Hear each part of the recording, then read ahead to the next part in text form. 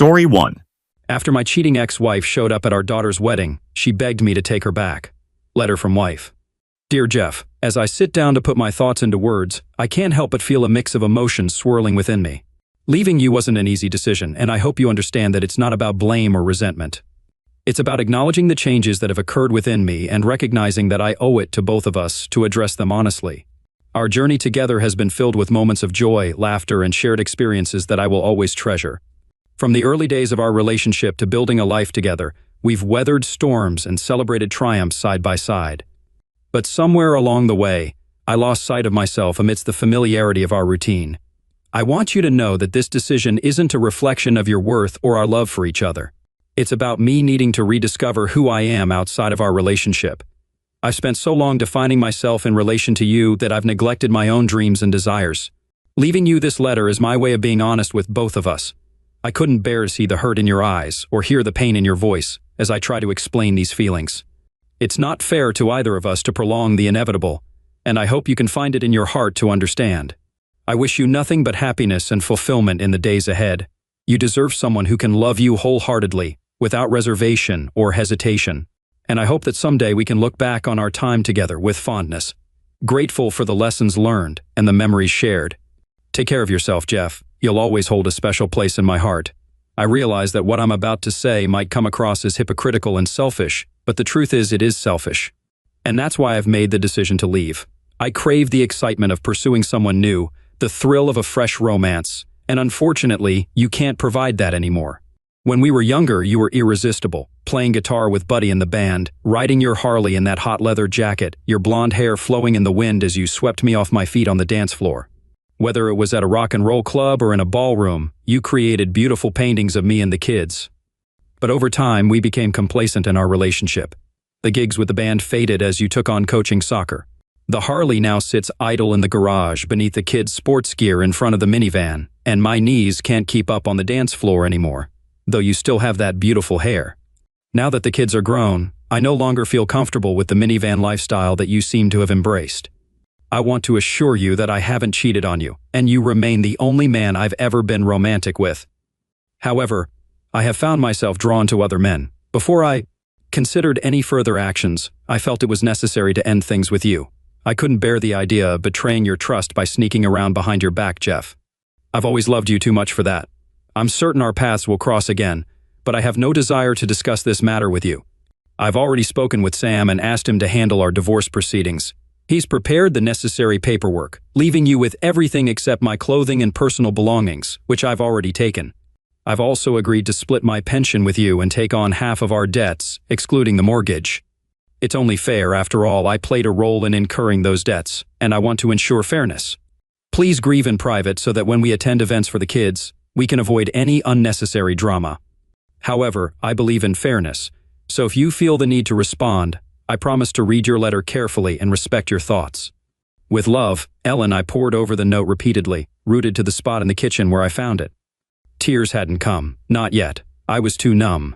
There were no signs of this impending revelation, no expression of dissatisfaction, no indication of desires unmet, no arguments, and no hints of another man in her life. We shared touches, kisses, smiles, all the gestures of a couple planning a future together. In fact, I had spent the past year wooing her, attempting to reignite our passion now that our youngest had left for college. I bought jewelry only to be scolded for its expense. She preferred chocolate. I relinquished control of our closeness, believing I was causing her stress by initiating lovemaking. She insisted that holding hands sufficed. Perhaps she did drop a hint, but I brushed it off, attributing it to her adjusting to middle age. So there I stood, the last to realize. I grabbed a beer and stepped into the shower simultaneously. After finishing one, I reached for two more and returned to the shower, leaving behind a trail of water on her floors without fear of reprimand. I drank with determination to exhaust my stash, although, like wine enthusiasts cellar their wines, I stored fine beers. While I didn't dent my beer collection, if I had, I'd have turned to my wines. However, I did make a significant impact on my consciousness. The next morning, I awoke with a throbbing headache, lying undressed on the basement floor. After the shower, I stumbled upstairs, purged everything I'd consumed, crawled into bed, and wept. When I was 11, my grandmother passed away. During her wake and funeral, Grandpa took me aside and imparted wisdom. You have 3 days to mourn a loss. As God resurrected the dead in 3 days, you can resurrect your life. Cry, scream, vent your frustrations. When you're old enough, have a drink, engage in a good brawl, pray. Allow yourself these actions, then move forward. Honor the departed by progressing. A man doesn't dwell on a past. He's lost. He lives in the present he's shaping. In the future he's moving toward. Grandpa's words resonated deeply. I viewed my wife's departure as the end of our marriage. I wept, drank to excess, battered sheetrock walls with my bleeding fists, and used furniture to release my anguish. I yelled, I kicked, I drank. I scarcely ate, justifying that beer consists of grain, yeast, and water akin to bread, and wine is derived from fruit. There, my food groups condensed into 2 bottles. I was on summer break when she chose to leave, waiting until the day after the school year ended. It was a well-timed decision, but by the following Tuesday, I emerged from my mourning. The first thing I did was call my kids. Ellen had already informed them of her choice, and they had desperately tried to reach me. I was too intoxicated to pick up, but I reassured them I was all right. Then I set about tidying up the house and arranged for my favorite charity to collect a truckload of donations. I had no intention of holding on to the remnants of a failed marriage. I kept only the family heirloom furniture, boxing up photos and albums for the kids. Everything else was treated the same way, with the ridiculous knickknacks meeting their end in the trash. What did I care about Spanish pottery or brass cats from Portugal? Over the next couple of days, I made trips to Home Depot, stocking up on flooring, carpet, paint, and new sheetrock. My aim was to transform the house into my own space. The pink and coral walls and frilly curtains were a thing of the past. I also visited Sam's and completed the divorce paperwork. Since it was uncontested with only one lawyer involved, he said it would likely be finalized around the time school resumed. I sold the minivan and traded it in for a '76 Triumph Spitfire convertible, just as I had always dreamed. It was British racing green with beige leather upholstery and chromed wire wheels. After clearing out the garage of unused clutter, unpacking the Harley was a breeze. Yet the most significant decision I made was reaching out to Buddy. That call altered my life as swiftly as my wife's departure letter had just days before. Within half an hour of sharing my news with him, Buddy and the gang were at my doorstep. Buddy had been my closest friend since 3rd grade. We formed our band together, played sports together, took the same classes, and even double-dated. He had been my best man, and I was his. The collapse of my marriage was a profound blow to him, and he wouldn't allow me to navigate the upheaval of my domestic life alone. Our band had disbanded years ago due to life's demands, but our loyal supporters hadn't forgotten us. When I mentioned Buddy and the boys, it's more than just a handful of guys. We played at countless weddings, funerals, parties, and picnics, often offering our services at a discounted rate or for free because we cherished the community that followed us from gig to gig. Good deeds tend to breed more good deeds, and when news spread that I was overhauling my place to make it truly my own, the floodgates of generosity opened wide. Over the next fortnight, painters, carpenters, masons, plumbers, every imaginable tradesman pitched in to fix up much more than just my walls. Within a month, my house had undergone a complete transformation, both inside and out. There's something about a group of guys that attracts a crowd of girls. Their wives and girlfriends began dropping by Project Jeff's house to oversee the renovations, and soon they were bringing along their single friends for what we humorously dubbed Project Jeff's love life. No one was pushy in their matchmaking efforts. It was still too early for that, but it was evident that seeds were being planted. And before long, I found myself out dancing and socializing 2 to 3 nights a week. Spontaneous barbecues and gatherings sprang up at my place, and I was never short of company. Although I wasn't quite ready to dive into a new relationship before finalizing my divorce, Buddy floated the idea of resurrecting the band. In fact, he had already lined up gigs at clubs where we had old connections. Even before the fresh paint had dried on my walls, Buddy and Jeff made a triumphant return, headlining Friday nights at Jimmy's and commanding Saturdays at Cozy Dance Club downtown. He even booked us as a duo for Sunday afternoons at a popular seafood joint by the waterfront. It was as if we had never stopped playing together. We were all at similar stages in our lives, with our kids either grown or independent. We all looked pretty sharp and still had our own hair, well, except for Ronnie, our drummer. We hit the ground running. Our loyal fan base emerged from hibernation, eagerly paying their covers to pack the venues every single night. Whenever my sons had the chance, they'd drop by to lend a hand with the renovations, occasionally even joining in with the band. I ensured they understood not to disclose anything to their mom about me, and to be truthful if she asked. They conveyed that Dad had been upset initially, but has since moved forward and is doing well. My daughter, living in Australia with her fiancé, received similar instructions. I trusted my kids implicitly to honor my wishes, and I knew they were being honest when they assured me that Ellen was kept in the dark about my well-being. To combat loneliness, I focused on cultivating healthy habits, revamping my diet, and ramping up my exercise regimen. I'd never let myself go out of shape, but now I attacked the pool with gusto and hit the road, whether running or biking, with renewed determination. Every evening before heading off to a gig, I hit the weights, alternating between leg days and upper body workouts.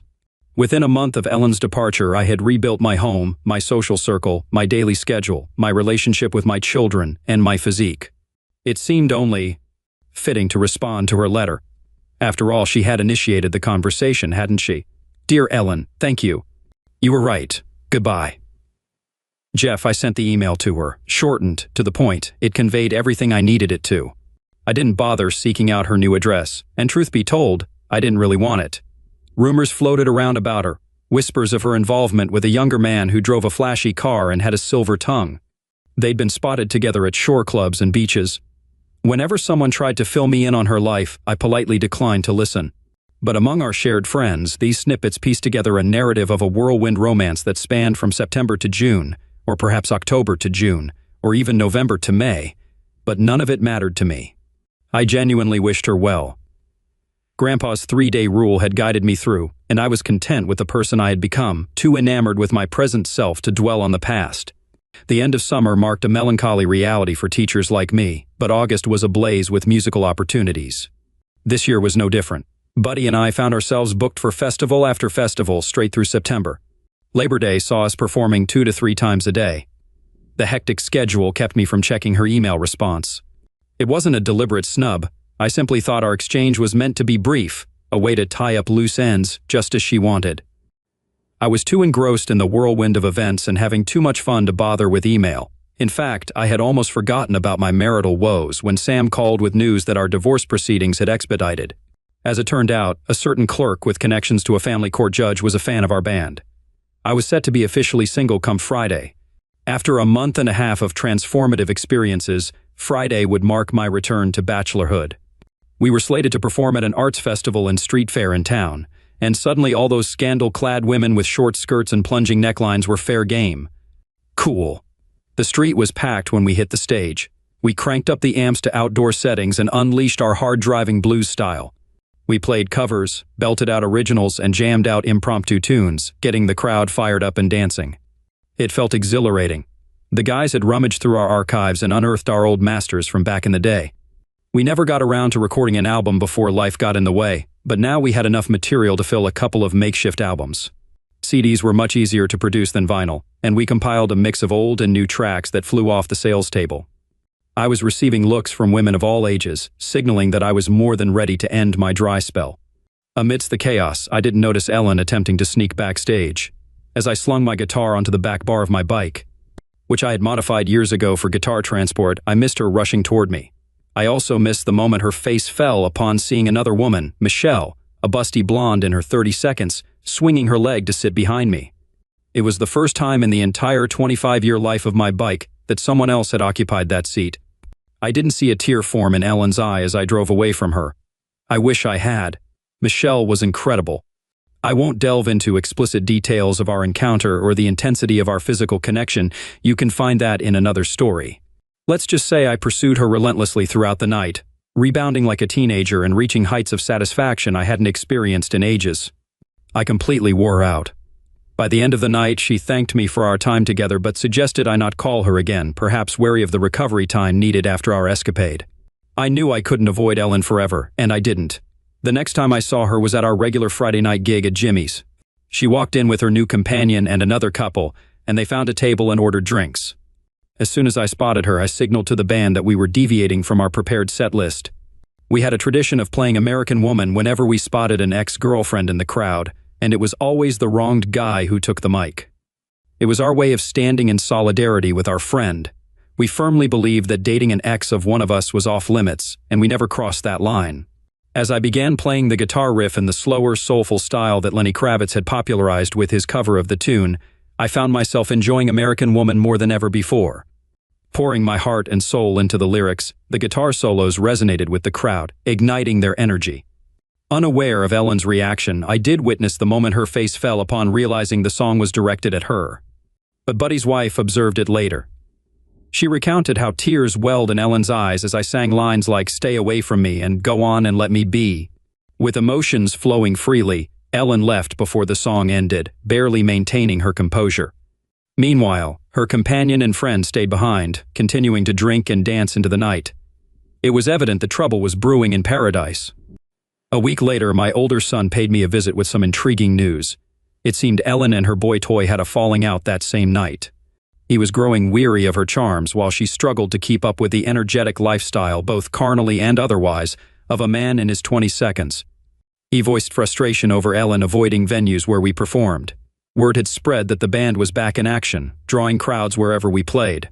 Additionally, he was displeased to learn that Ellen had relinquished her rights to our property in the divorce and had been planning to move into my house. I had suspected him of gold digging, but his audacity was staggering. Perhaps he was unaware of our prenuptial agreement, a precautionary measure devised by Ellen's father, who harbored suspicions about any man's intentions toward his daughter. I had readily agreed to it, as I had no intention of causing her injury.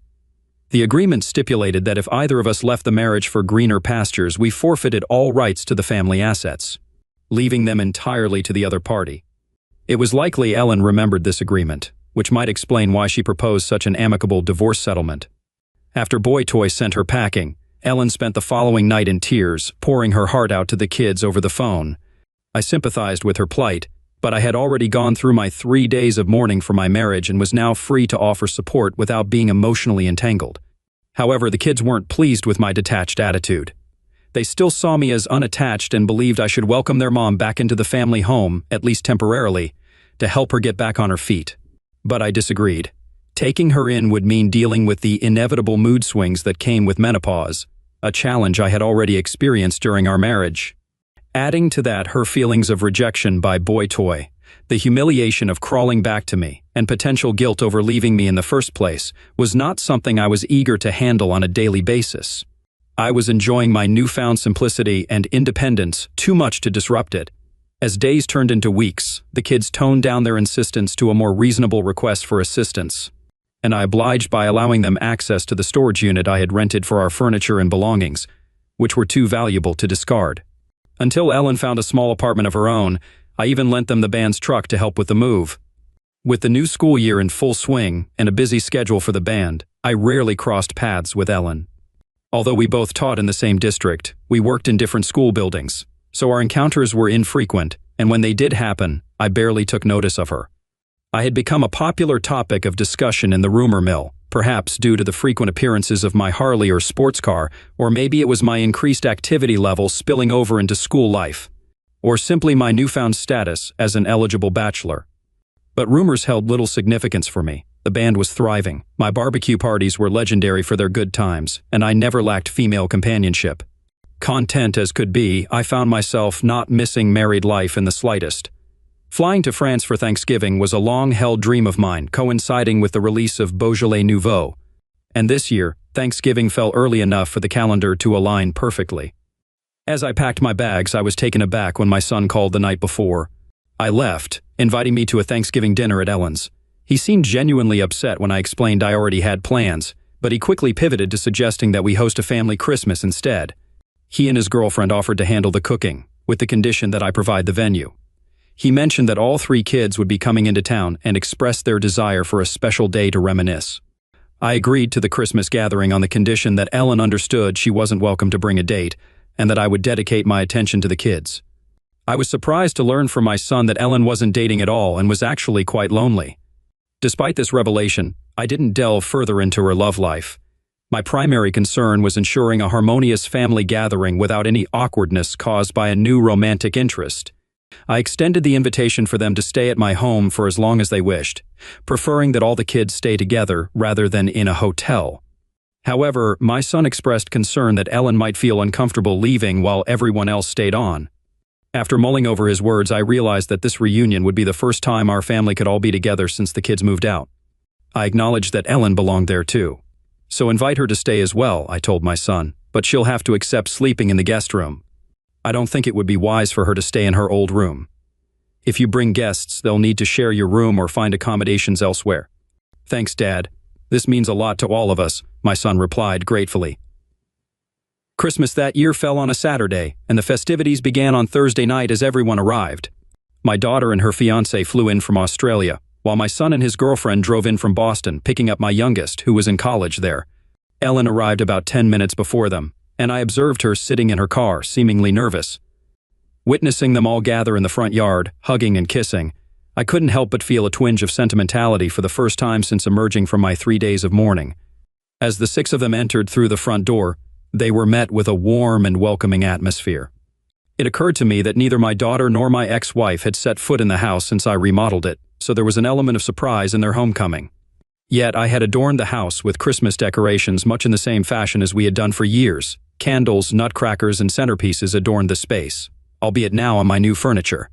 The Christmas tree, adorned with old ornaments collected from vacations and handmade ones from the kids' art classes, stood proudly in its customary place. I had added a fireplace during the renovations, and its warm glow added to the festive ambience. The aroma of pine, crackling fire, and mulled cider enveloped the room. Plates of cookies and fudge dotted every available surface, and the table was set with the fine china that had been passed down from Ellen's grandmother as our wedding gift many years ago. It was evident that I had transformed our house into my home, and it was more than ready to host Christmas for my family. Despite everything that had transpired, they were undeniably my family. The kids, though grown, were still my flesh and blood, and despite our divorce, Ellen had held the key to my heart for most of my adult life. There was a flurry of excitement as they explored the house. I had restored the kids' bedrooms to almost exactly how they remembered, with minor updates such as toning down the hot pink in my daughter's room to a softer pastel shade. I had replaced their old single beds with comfortable queen sets while preserving their childhood desk and dresser sets with new headboards to match. The spacious guest room had been converted into a studio, complete with a drafting table by the window for painting and ample space for musical instruments, amps, and recording gear. I'd also expanded one side of the ground floor, transforming a small library into a large room with a TV and pool table. The living room had been meticulously arranged around the new fireplace, now adorned with brand new Christmas stockings, one for each of us, including Ellen. The sight of the stockings sparked an instant rush of nostalgia in the kids. With mischievous grins, they darted towards their stockings, and in that moment, it was as if time itself reversed, and they became carefree children again, eagerly diving into the holiday spirit. The older two, with a touch of maturity, retrieved their partner's stockings as well, each recounting cherished memories the stockings evoked. Our tradition had always been to lovingly fill the stockings with small, inexpensive gifts and treats before moving on to the main presents under the tree. Soon the air was filled with the sound of laughter and the rustling of wrappers as they nibbled on cookies and chocolates, donned silly novelty socks, and reveled in the joy of Christmas morning. "Dad, your stocking is empty. We didn't know, so we didn't bring anything to stuff it," they exclaimed. Taking my stocking from the mantel, I peered inside. "No, my dear, you did fill it. You're all here reminiscing, laughing, and playing. You're filling it now with the essence of Christmas. You're filling it with love." With hugs and kisses exchanged, we wished each other a Merry Christmas. Ellen lingered in our embrace a bit longer than expected, but it felt natural, and for a moment, it was as if we were still one big happy family. As the kids realized there were probably presents under the tree, the excitement of childhood Christmases flooded back. Gifts were exchanged, the feast was enjoyed, and after the dishes were cleared, the guitars came out for our customary Christmas jam session. As the night grew late, we began to retire to our respective sleeping quarters. Ellen moved towards the hall closet to retrieve her coat. "Thank you for being so kind to me today. I really appreciate spending Christmas Day with you and the kids. I know I have myself to blame, but of all the things I gave up, I miss the family time the most. Well, the kids are all grown and on their own now. This gathering would be just as rare even if we were still together," I responded, acknowledging the bittersweet reality of our situation. "I understand, but I also miss the quality time we used to share, just the two of us. You know, the time when it was just us as a couple. I suppose I'm finally apologizing to you. I really messed up what could have been a great life for both of us. Don't be so hard on yourself. We always encouraged our kids to pursue their dreams, to find happiness, and you did just that. We still have fulfilling lives, they're just different now." She gave me a disbelieving look. "So you're telling me you don't value what we had? After today, you don't feel any nostalgia, regret for what we've lost? Ellen, we had today, and it was wonderful. What exactly do you think we've lost? We lost each other. I lost you, and I'll never forgive myself for it. And it seems like you couldn't care less. Tears streamed down her face. I wrapped my arm around her, and she broke down completely. I had already shed my tears when she first arrived, but I felt a pang of sadness seeing her like this on Christmas Day. When she calmed down, I reminded her of our college days when she had ended things with me. She had been worried that things were getting too serious too quickly and needed time to decide if she truly wanted a lifelong commitment to one person. I recounted how hurt I had been when she left, but that I couldn't bear to be with someone who wasn't fully committed to me. I explained how I had given myself a mourning period after our marriage ended and had emerged ready to embrace life again. Today, she was a beautiful part of my life, and for that, I was grateful. I remained composed, which helped calm her tears. I asked her to spend the night, set up the studio bed, and provided her with one of my t-shirts and a robe. Returning upstairs after securing the house, I heard her crying, doubting she would sleep. Nonetheless, I slept soundly. The following day felt like an extension of Christmas, and I was delighted when we urged her to stay the entire weekend. We avoided discussing our past while the kids were around, but I noticed familiar expressions from our marriage in Ellen's eyes.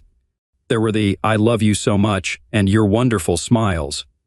I even responded to a few silent requests for hugs and kisses. We seemed to understand each other as we did when we were married. At meals, she poured her coffee, and I added just the right amount of milk. I buttered my pancakes, and she applied the perfect amount of maple syrup. We completed each other's sentences. However, we slept in separate rooms. After the children departed together, leaving my daughter to visit Boston with the boys and then head to Vermont for skiing, Ellen and I were alone in our jointly owned home. I tended to the fire while she opened a bottle of wine. We sat and conversed, reminiscing, joking, and eventually delving into serious matters. I acted foolishly, wrongly, and cruelly. I understand I can never fully make amends, and I don't expect your forgiveness, but I do want to apologize. I hope we can at least be friends again. You weren't just my husband, you were my best friend, my confidant, my most trusted ally, my partner in mischief, and I miss every part of you dearly. I smiled at her, and the floodgates opened. Ellen spoke eloquently, recounting how she fell into boredom, realizing now that she had pushed me away to create the passionless void we both endured. She described the excitement of meeting a flattering younger man and the temptation of a clandestine affair. She admitted to demonizing me to justify her actions, portraying me as the villain when she was the one behaving monstrously. Her narrative oscillated between the thrill of betrayal and anger that I didn't fight for her, that I seemed indifferent and allowed her to slip away. She confessed to feeling jealous of my life when I bounced back and resumed the lifestyle I enjoyed before we met, especially when she saw another woman riding on the back of my Harley. Her jealousy turned to rage as she witnessed me with different women, each offering something she perceived as superior to what she had given me. Her emotional state plummeted after the divorce was finalized, discovering that her younger lover had a pattern of dating married women until they were single, then discarding them. It seemed he enjoyed spending their husband's money. Ever since his father, a traditionalist who strongly disapproved of his son's affair-breaking habits, disowned him and cut him off from his trust funds. She struggled to find another prospect after the breakup. It appeared that the eligible men her age were either already taken or unwilling to commit to a woman who had cheated on her loyal first husband. While there were plenty of men willing to buy her drinks, dance with her, or spend the night, there were no lasting options. Younger men were content to date her. After all, she maintained her attractiveness and allure when she chose to engage. However, they weren't interested in a long-term relationship with someone going through menopause. Starting a family under those circumstances posed a challenge. I listened to her vent until she ran out of steam. I poured us both another glass of wine and handed hers to her with a smile. Well, from what you've told me, I suppose you made some pretty foolish choices, but you don't owe me anything. As I mentioned before, you pursued your desires, and I loved you enough to let you go. I wished I could have captured her expression at that moment. It was clear she hadn't anticipated my response being tied to my love for her. I forgave you almost immediately. How could I hold you in a marriage when you wanted out? I couldn't keep you confined or restricted. If I had forbidden something, you would have simply hidden it from me and proceeded anyway. Though your note may have seemed harsh initially, looking back, it streamlined things for us. We avoided property disputes and didn't have to worry about custody since our children were grown. I should thank you for that. So, I'm no longer your husband, and it may take some time before you consider me a best friend or advisor.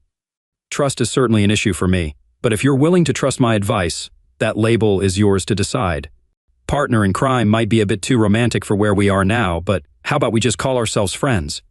Tears welled up in her eyes as she melted into my embrace.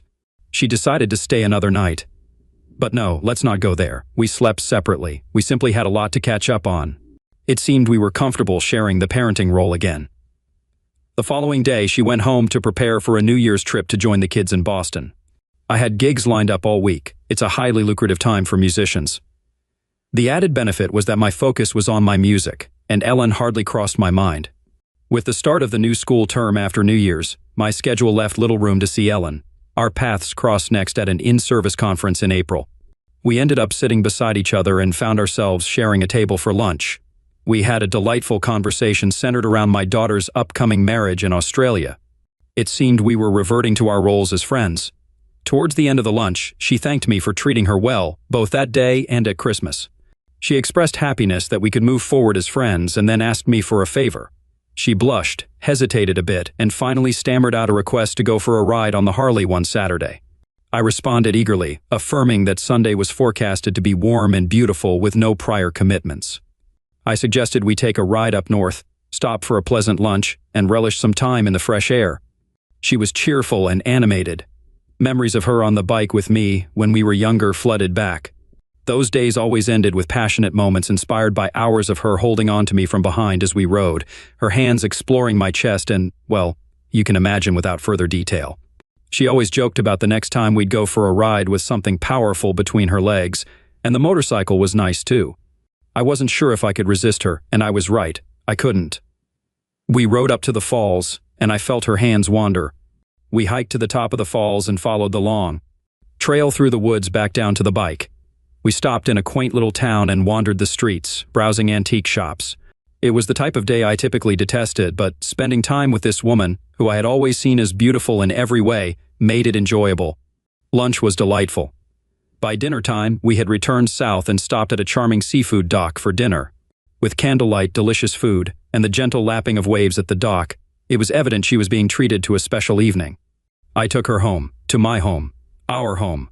I took her to bed, our bed, my bed. Yes, we made love. This time it seemed we were now sharing the role of lovers together. We continued seeing each other for dinner and a movie the following week, and yes, we made love again. We even had lunch together a couple of times. However, we never discussed where our relationship was heading. The idea of exclusivity didn't cross either of our minds. Our daughter's wedding was approaching rapidly.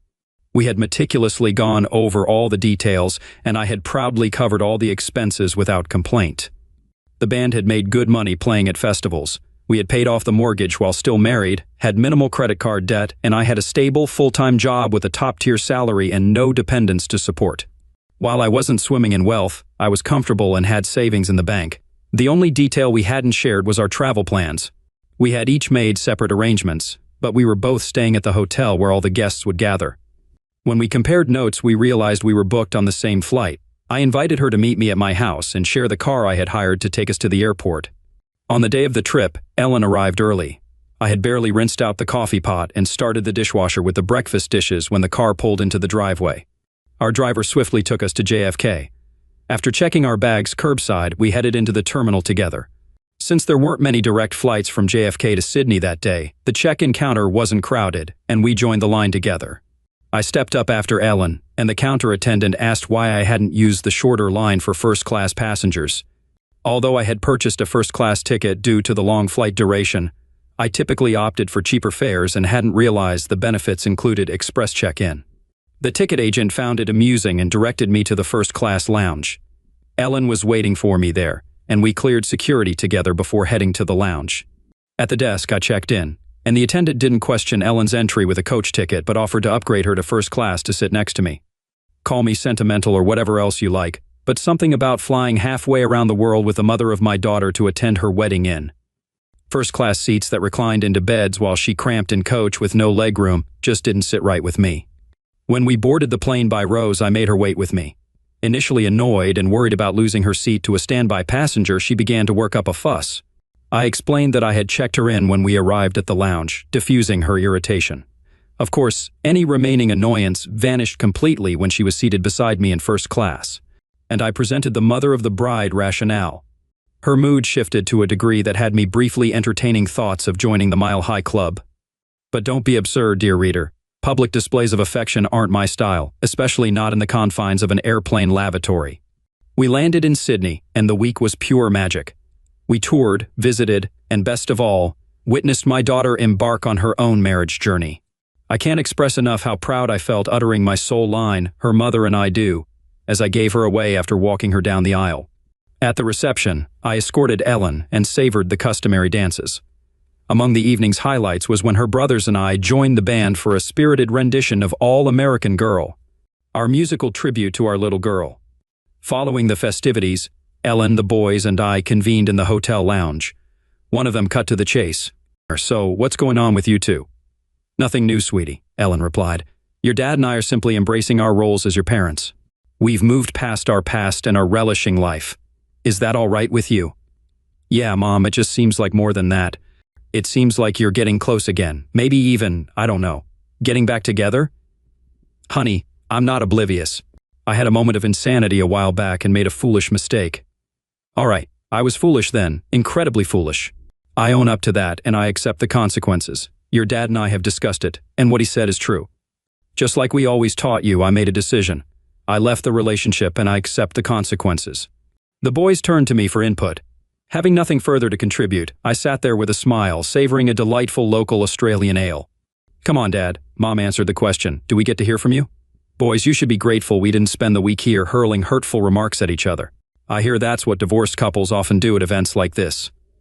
Beyond that, I believe your inquiry generally delves into my romantic life, which is off limits. Didn't I teach you not to kiss and tell? So why would I?" "But Dad, you love Mom. It's obvious to all of us. And we're both old enough to understand when a girl says she wants to be just friends. So, without giving me nightmares and unpleasant mental images of your love life, just tell us, are you and Mom more than just friends?" "Son, given our history, if we're friendly, it will always surpass mere friendship. She's the love of my life, the mother of my children, and the greatest friend I've ever had. It's one of those things humans can't simply switch on or off. Beyond that, I can't provide an answer because that part of our life story has yet to be written."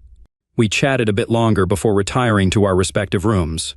Just as I had slipped into my pajamas, there was a knock on the door. It was Ellen. I welcomed her in, and we climbed into bed. She expressed gratitude for the first-class upgrade, and before I could catch my breath, she began thanking me for the wonderful week we'd had. She thanked me for approaching my daughter's wedding as a team, and for what I had told the boys in the lounge. Exhausted from the onslaught of gratitude, I could barely keep up. She stayed for breakfast, which I ordered from room service. The journey home felt like a dream. Upon arriving at my house, before she left, Ellen gave me a deep kiss. "I want you to know that I'm here for you. Whatever you want, whenever you want. Somewhere along the line, I forgot why I loved you. Somewhere in the routine of being an adult, I forgot how much I loved you. Leaving you was the biggest mistake I could have made. I threw away the most precious thing I could ever have. Hurting you will always be the biggest regret of my life, and I wish I could turn back the clock. Whatever you need, whenever you need it, just let me know. Need a tennis partner? Call me. Need a roadie? Groupie? Backup singer? I'm your girl. Need a lover? I'm your woman. Whether it's having love made to me, using me, or making love to me, I'm there. Need a meal cooked? I'll do it. I'll clean, fold your laundry, do the dishes and windows. I'll never ask or expect exclusivity. I know I gave that up. But if you ever ask, the answer is yes. Friend, girlfriend, mistress, lover, wife, just ask. Thank you for being you. You're wonderful. And if you ever decide to settle down with someone else, count on me to let her know what she has and that she better make you happy, or I'll be waiting." That's really sweet of you, Ellen. I've been so happy that we've been able to reconnect. I'm just not sure I'm comfortable putting labels on us. I don't know where we're headed. I'm just glad we're on this journey together, at least part of the time. I've spent my whole life living with women and usually doing their bidding. First my mom and sister, then right after college, marrying you. I kind of enjoy living in a home where I determine the colors and clutter levels. I like cooking my own food the way I like it, and having the fridge stocked with my favorites. I love playing in the band, and I have to admit, having an open love-making life has been good for me. I don't plan on changing that anytime soon. Do you remember the note I wrote in response to your letter? Yes. You said I was right, thanked me, and said goodbye. You didn't. Or even sign it love. I meant every word in that note. You were right, we were stagnant and needed a change. The thank you and goodbye were sincere. Anything about love would have felt insincere and out of place. Anything else I could have said would have either been spiteful or made me seem like a pathetic beggar. I'm not good at that, so I wrote what needed to be said and left it at that. What needs to be written now? Tom, not a thing. I've shown you everything you need to know. Yes, you have. You've shown me that you care. You've shown me you still find me attractive, and hot even. You've shown me you want me. You stand by me where the children are concerned. You've shown you love me more than a casual lover, enough even to share dinner and breakfast. You enjoy my company enough to date me. You respect me and our history enough to upgrade me to first class, pay for our daughter's wedding completely without asking a cent from me, and declare to our sons that I'm the love of your life. The only thing that seems to be missing is a more full-time role, being your wife. I want you to know I understand that and will never press you on that topic. I know I gave that right away, but understand that if you ever choose to ask, the answer is yes in advance. And I'll be praying every day of my life for the chance to say it. With that, she kissed me goodnight. Sure, I considered what she said, but come on, let's be realistic. I may be whipped, but why settle for just one? I had everything I could want. My own home, grown children, financial security, an ex-wife dedicated to winning me back, who admitted she'd do anything, anytime, a fit body with all my hair, a successful band and a Harley, and a steady stream of women vying to ride on the back of my bike and join me for after-parties. Sure, I loved Ellen enough, and there was that idea of having someone to share my golden years with. But really? Maybe I'd change my mind when we hit 60, but not now. I didn't pen a Dear Jeff letter, so I didn't feel accountable for any consequences. I'd forgiven her, made amends, and my life was in order. So I dialed the number of that busty blonde who hopped on my Harley after the street festival and became my first post-divorce fling. She giggled when I asked if she was serious about never hearing from me again, assuring me she was okay and up for a rendezvous. She invited me over. Even as I revved up the Harley to head to her place, I knew someday I'd propose to Ellen again. But that day wasn't today. Story 2. My fiancé cheated with her ex, so I got revenge by hooking up with the women she despised most. I work at a certain large financial institution in the US, and I'm not bragging. But I'm doing pretty great for myself with a lot of potential for growth. All of this while I'm still just 32. During a conference I went to about 6 years back, I chatted with a woman who was sitting beside me, and we got along so well. A few months after that, we started dating, and we've been together ever since. She just turned 30 a few days ago, but naturally, with the way things ended, there was no need to call or send wishes or anything of the sort. It was actually on her 29th birthday that I popped the question, and she said yes right away. There's a bit of a smile on my face looking back at that because it was one of the happiest days of my life, and I'm sure of hers. But that has soured a lot now. Aged like unrefrigerated milk. Either way, I asked her to marry me, she said yes, and we were engaged. Happy days, am I right? Now, I'm not certain if I'm the only one who's experienced this, but when you're with women who are too scared to talk about their sexual adventures with their friends, you, as a partner, might end up being the person they choose to start yapping to. I've had this happen in 2 separate relationships, and this was one of them. I think most men don't want to continually hear stories of all the men that their girlfriend, fiancé, or wife has slept with. It's the same way I don't attempt to indulge any woman with details of people I've slept with. Anyway, it happened a few times before I finally told her that I really didn't care to hear all of her stories. But before that point, I had heard a lot about her most recent ex. I think it's fair to hear about exes in any new relationship, but I don't need the sexual details. The guy's name was Chris, and they had a pretty toxic relationship, but he was so good in bed, of course. We had slept together at this point, and I had to wonder whether I was that good in bed too. Maybe less O's for me, supposedly. The bedroom situation was what kept her in such a toxic thing, which I'll admit was a red flag for me.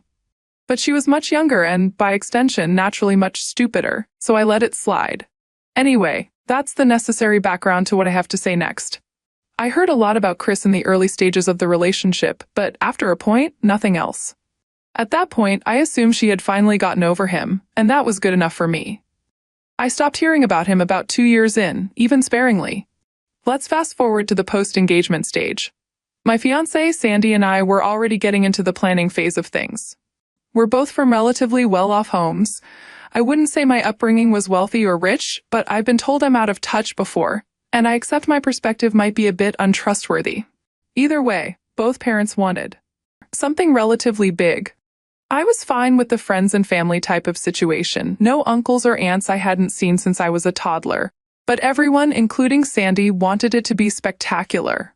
So I gave up and let them have their way. Now, here's where things get fun. Admittedly, this is where things went to hell for me back then, but as I said, I'm trying to be relatively lighthearted about the situation now.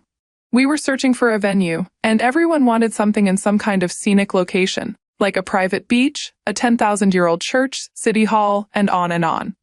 Fortunately for me, I made it clear that I was just fine finding an event space in the city, but I was told I didn't have vision. So I told them they could do all the groundwork regarding the location. I wasn't going to stress myself over something I wasn't that concerned about. Regarding a venue, Sandy told me she was going to check out 3 of them with a friend, and I was totally fine with this. I mean, what was there to object to? She's been with a friend to try out caterers and to look at dresses, so big whoop. So, the day goes by, and she tells me she checked out a few places with this friend, and that a certain old church was tickling her fancy quite nicely. She said she was going to check it out again in a few days with the same friend, just to make sure she still felt the same way about it. I told her that was fine because, once again, I didn't care about the venue, and there was nothing I could see to make any aspect of the situation seem off. Eventually, she went back to check the venue out with her friend again, and the consensus was that it would be the place for her. So, we put our name down, and we'd have to pay a deposit within 30 days to book the day for ourselves. I eventually did so. The venue was set. Everything went swimmingly for the next few weeks. Wedding preparations continued along just fine, with additional things being settled. But for the most part, we hadn't put down too much money. I was very fortunate to have had things happen the way they did, because one day, when my fiancé went to sign for a delivery, she left her phone on the kitchen island. And who do I see a notification from? Chris. You there, babe? I was very tempted to go through her messages, but she came back within seconds holding the package she had picked up. I had no confirmation that it was the same Chris. But if there was another Chris calling her babe, I think that'd somehow be worse in its own special way. It had to be her ex. Now, I was able to keep my emotions in check because I know how guys can be. He could be an ex being pushy or trying his luck with pet names and sexual innuendos. And she might be completely unreceptive to it. But as long as she had no idea I knew, I could wait for an opportunity to read more.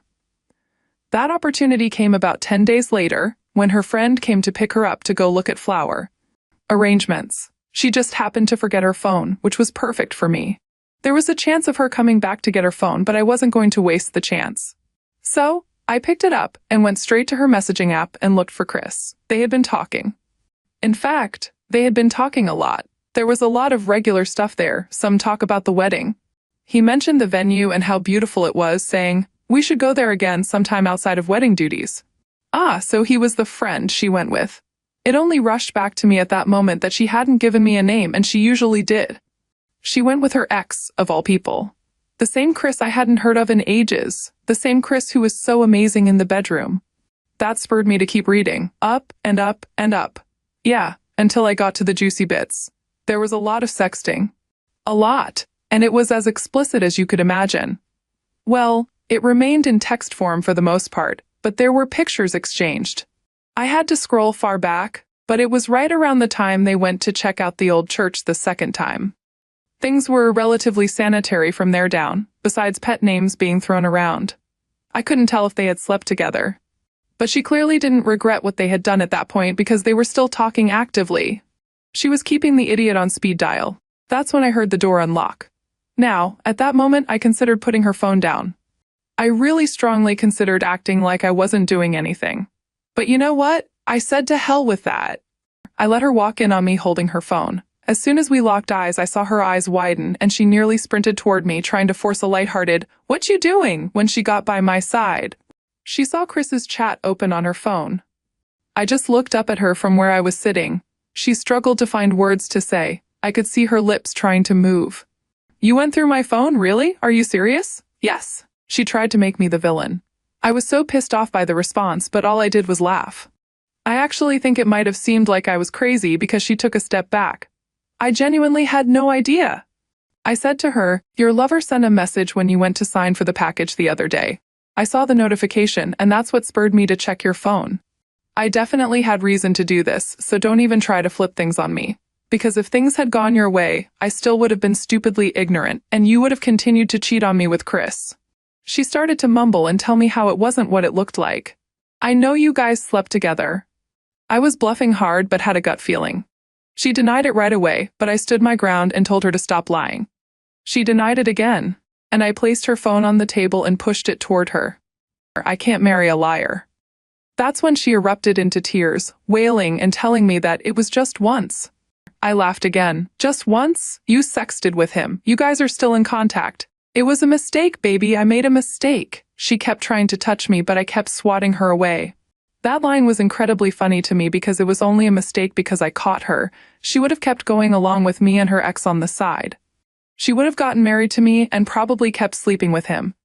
The length things could have gotten to had I not caught this was actually quite distressing to think about. I had no idea, and I had trusted her entirely before I just happened to see the message on her phone. It's riling me up right now thinking about it. I stood up, went to the bedroom, and grabbed her suitcase from the closet. She followed me, and once she saw me throwing her belongings into it, she started to wail again, which was really starting to piss me off. She kept begging me through tears, but I was really not in the mood for any of this.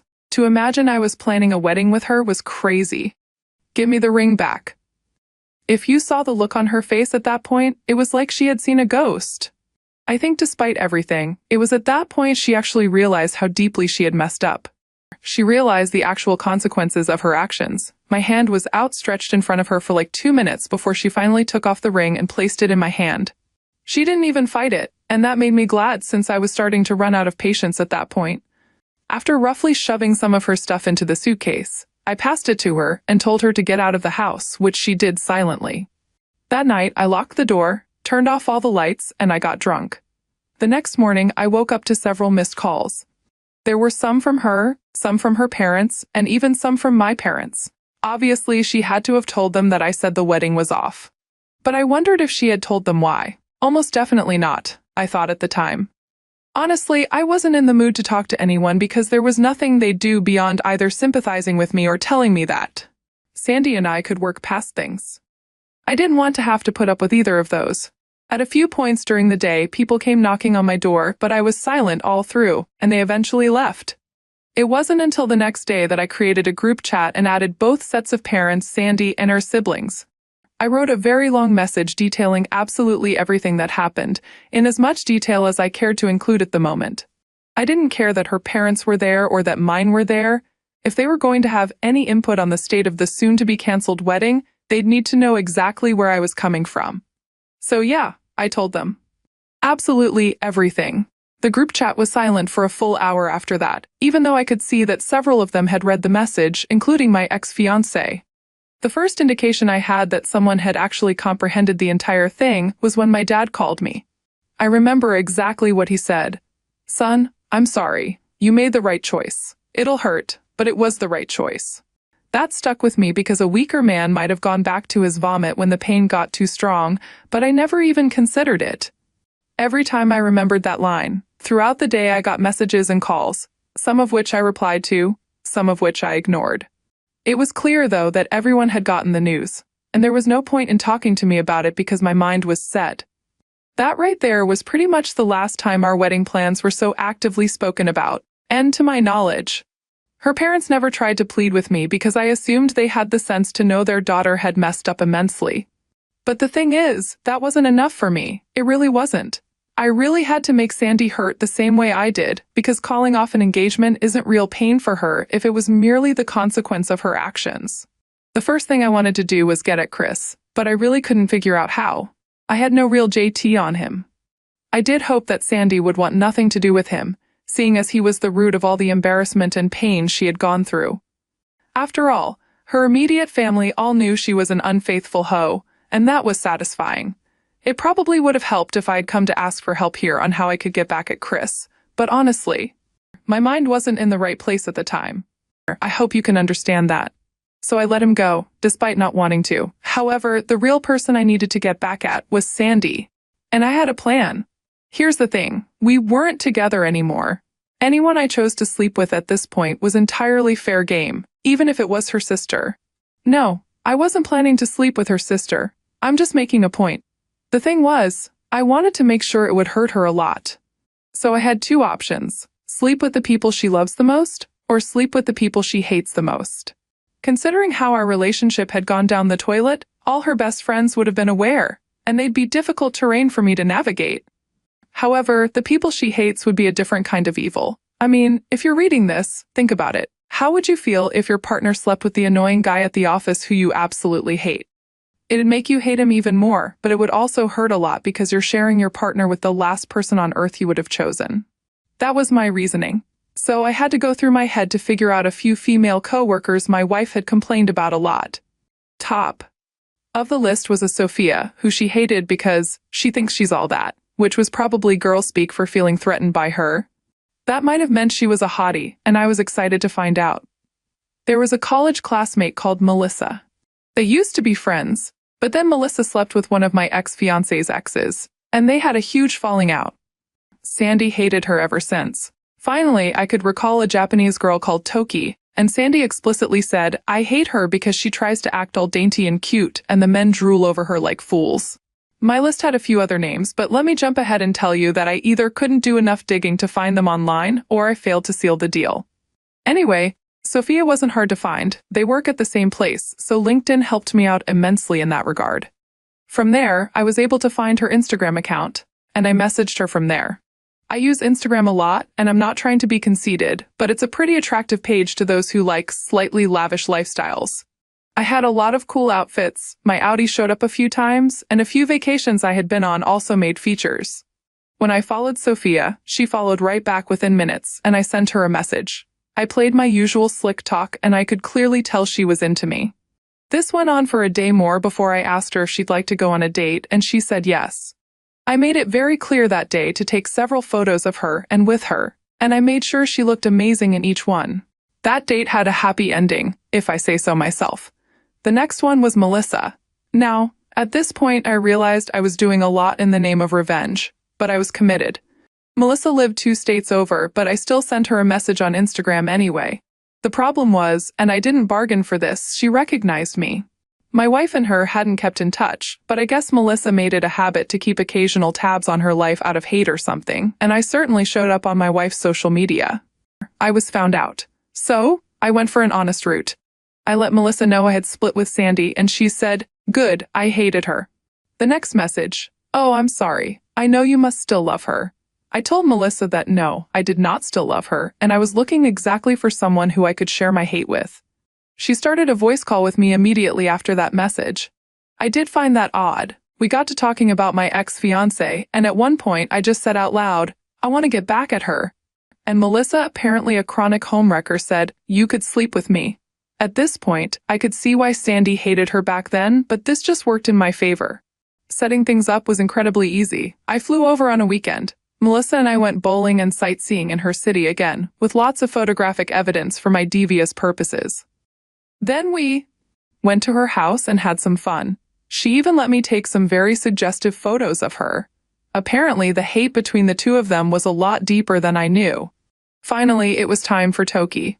I was lucky with this one because I found her on Tinder. I had no idea what she looked like, but the name Toki was certainly not common for the area I lived in. I matched with her right away and sent her a message. She was pretty slow with her replies, and when I proposed a date, she said she wouldn't be available for the week. It took a while for me to seal the deal, especially because it eventually took 3 dates to get anything to happen. I got my photos though, of course, all taken with her fully aware. It took exactly 6 weeks for me to finalize all of this.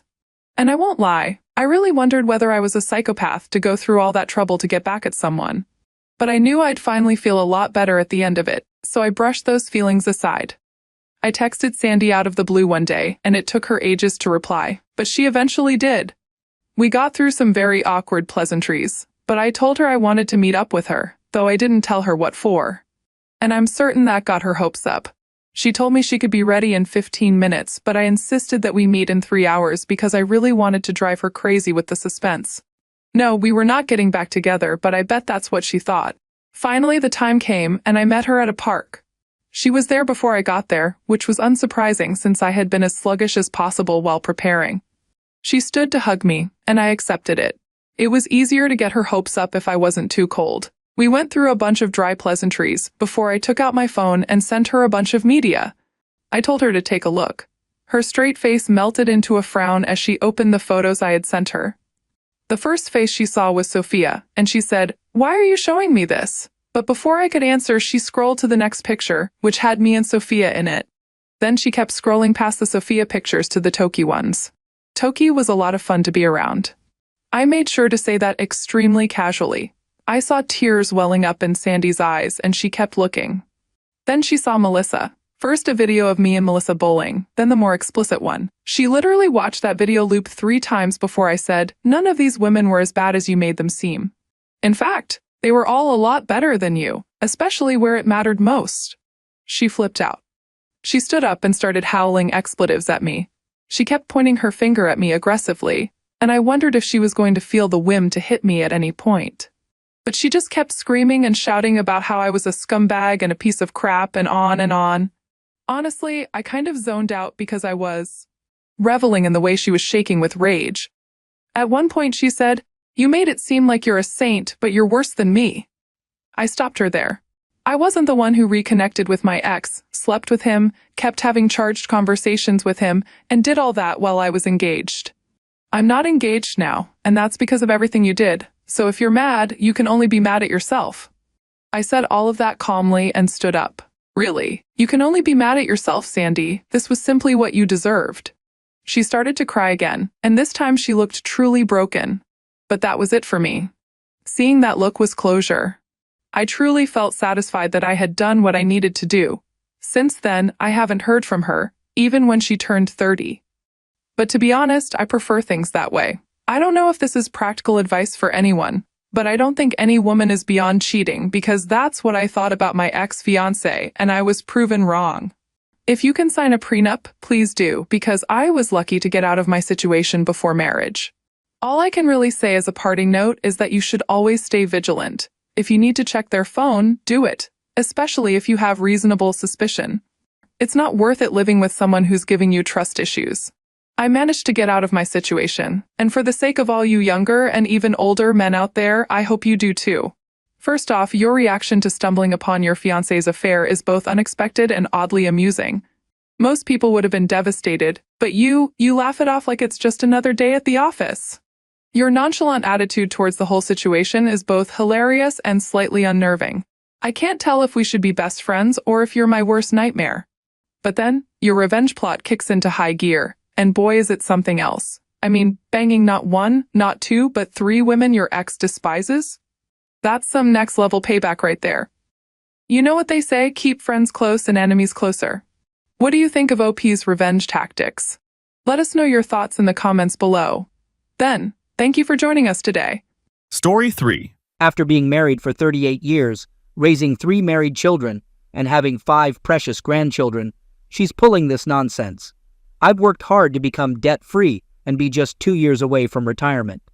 She claimed she was in Arizona for a mandatory educators conference, but I dropped her off at the airport, planning to pick her up on Thursday. A co-worker in Vegas for a PBR event sent me a photo of her in a casino with our family doctor. Now, it's Christmas, and all the kids are coming over. I was looking forward to hunting with my son and grandsons. I'm not sure if I should confront her now or act normal until after Christmas to avoid ruining it for the kids. Maybe picking her up and pretending everything is fine will give me a chance to gather more evidence. It's tough, but I don't want to devastate my children during this time of year. This woman sang a solo in church on Sunday and caught a flight on Monday to spend the week with the doctor.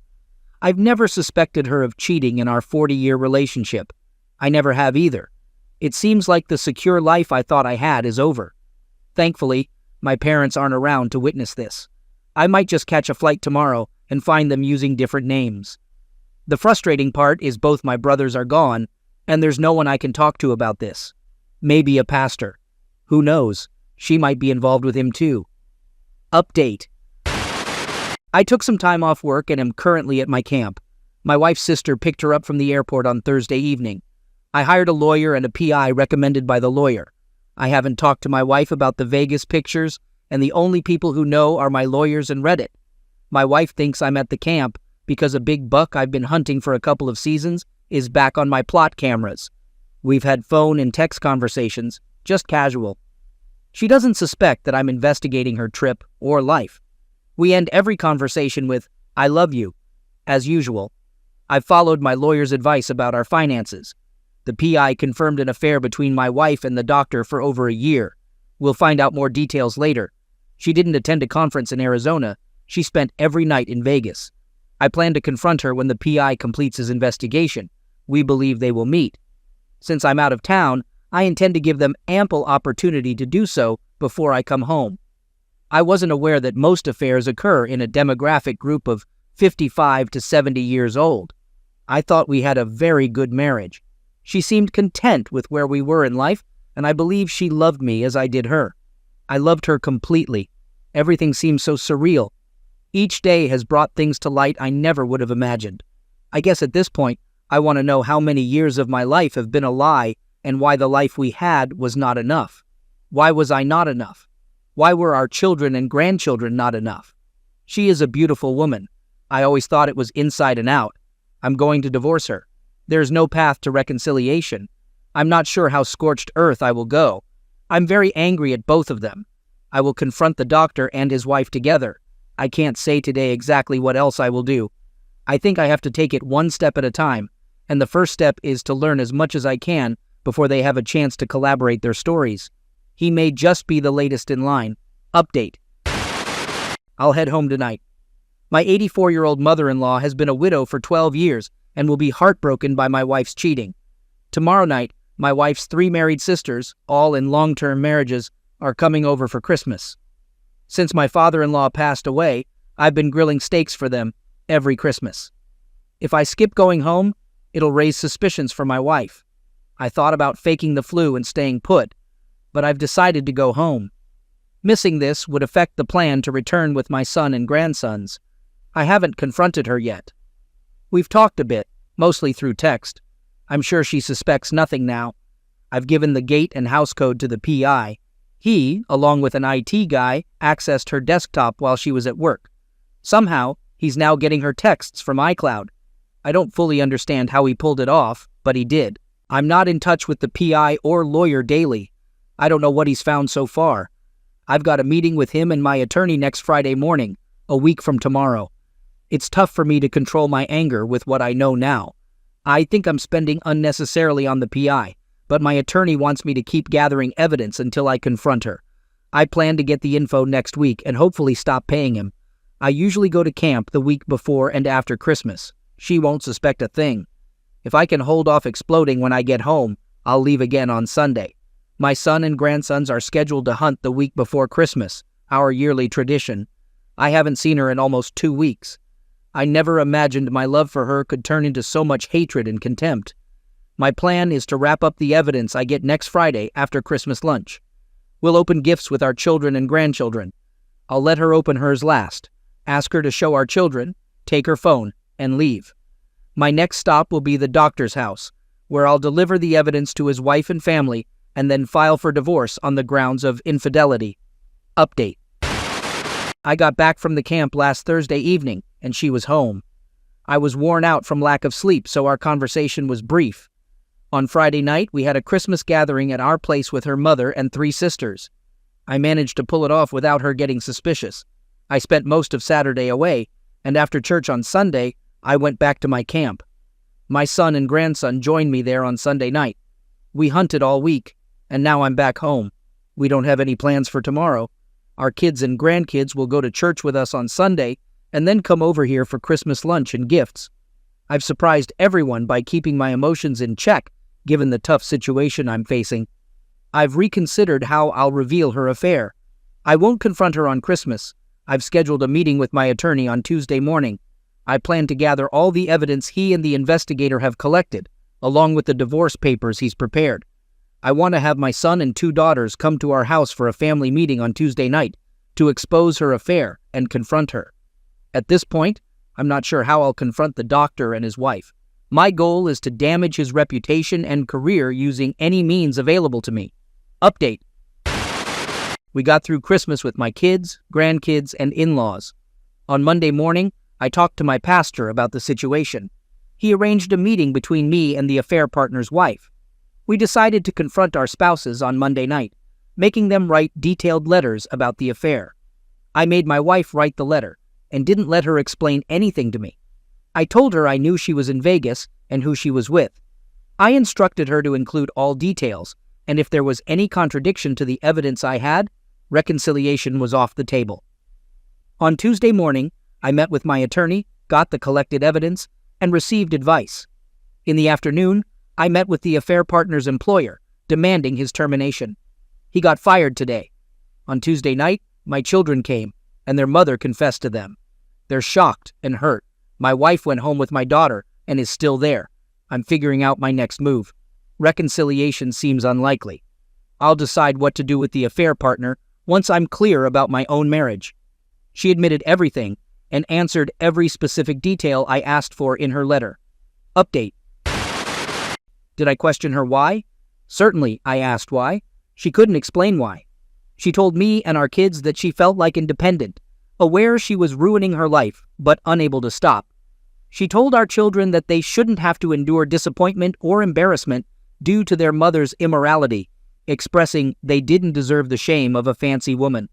I won't share all she said because I'm unsure if any of it is true. How did she behave? She's completely shattered, remorseful, and pleading for forgiveness from me and the kids. She comprehends the gravity of her actions. How did my children react? One told her, and the other two agreed. It would have been easier to bury you than deal with this. Do I want to stay married? Yes, I do. That's why I never cheated on my wife. Have I met the affair partner's wife and told her? Yes, we've met twice and communicated by phone and text several times. Do I not care for his family by having him fired? I care more for the next patient's wife. He's inappropriate at 7 a.m. I'm considering divorcing her. I'm not sure. Have I sought therapy? Not at this time. What I need is for this to go away. If you know anyone who can make that happen, I'll do therapy. Every situation is unique in its elements, personalities, and complexities.